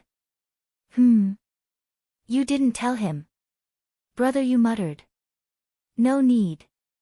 Those people will find them by themselves. Han family young master said confidently. Brother Yu looked at the situation at the foot of the mountain and immediately reacted. The 3 small dots were already heading towards the opposing team. Even if you couldn't see who was who, you could tell them apart from their fighting style. The one who didn't get close to his opponents and kept his distance as if he was taking a stroll was obviously Yutian Shinming. The arrows couldn't be seen from the top of the mountain. They could only see the opposing team of 10 moving east and west. They were being led by the nose by Yutian Shinming. The one who suddenly disappeared while walking and reappeared was already in front of the opposing team. Then, he immediately turned around and ran. It looked like he was in danger and was obviously Sword Demon. The 2 teams were originally advancing in an orderly manner. However, when they came into contact with the 2 of them, they started to become restless. However, they were only restless. After Gu Fei suddenly disappeared, the entire 3rd team went berserk. The 3 people at the top of the mountain could see the flames in their team. Then, there was a circle of white light. Then, an empty space appeared in the middle of the team. Gu Fei slaughtered left and right, showing no mercy.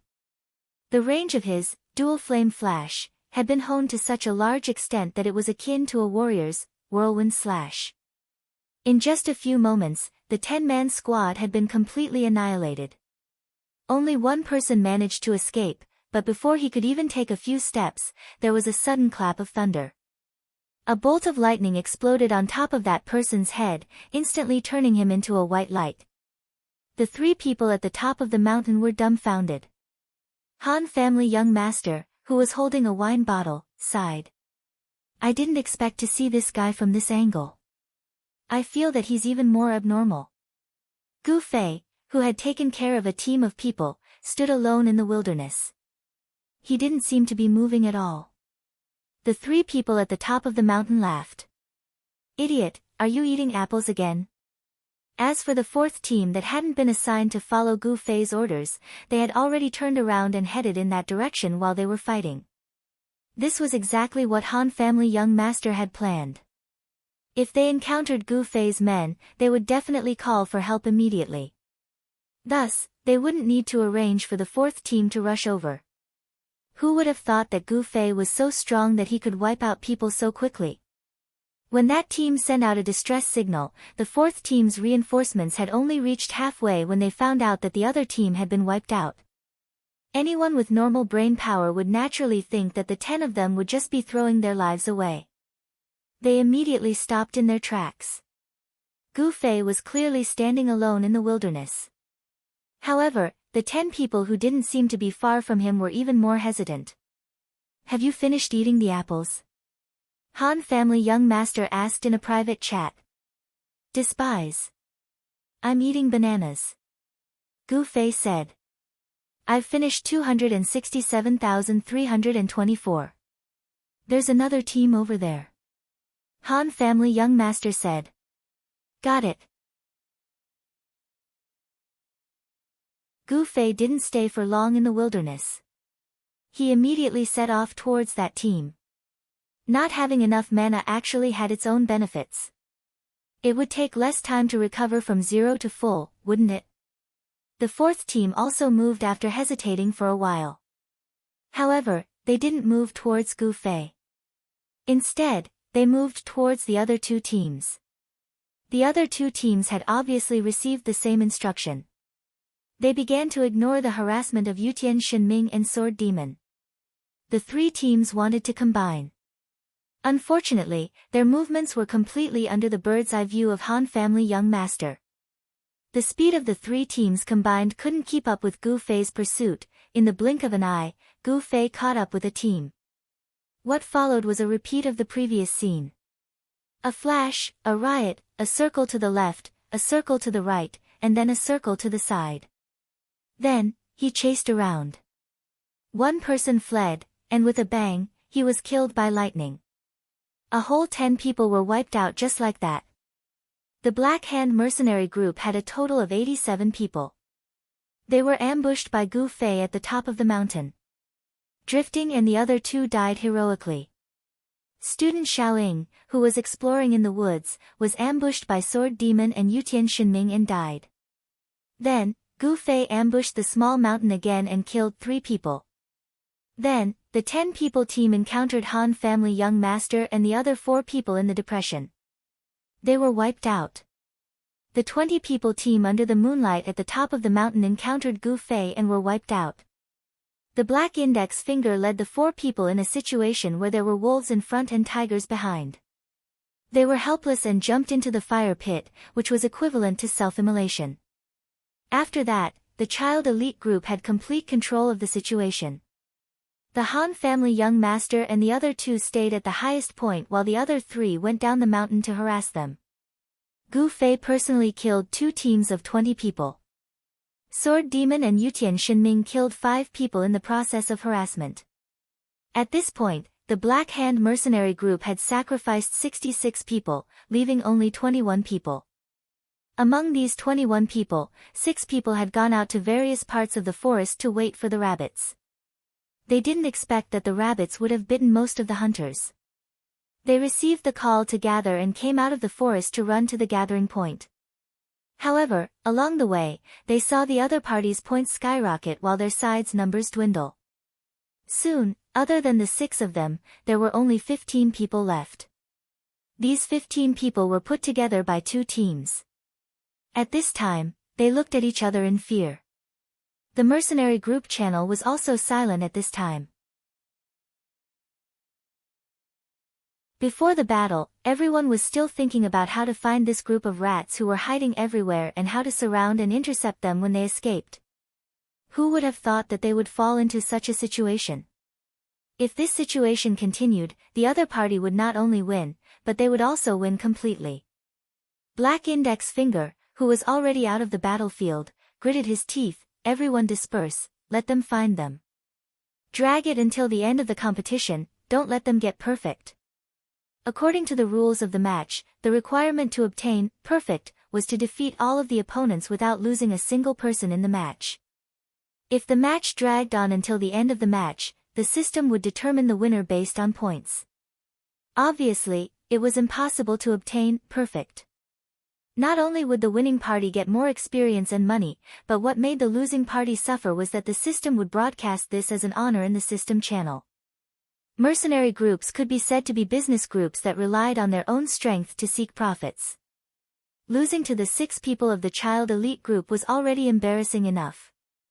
Now that they got perfect, would the Black Hand mercenary group still have the face to use the name of the #1 mercenary group in Cloud City to attract business? The people who were still on the map immediately scattered and ran all over the map. Thinking that the other party only had 6 people and they had 21 people, if they scattered to 21 corners, the other party would find them one by one. It would take some time, so they would let them have a taste of their disgusting kiting tactics.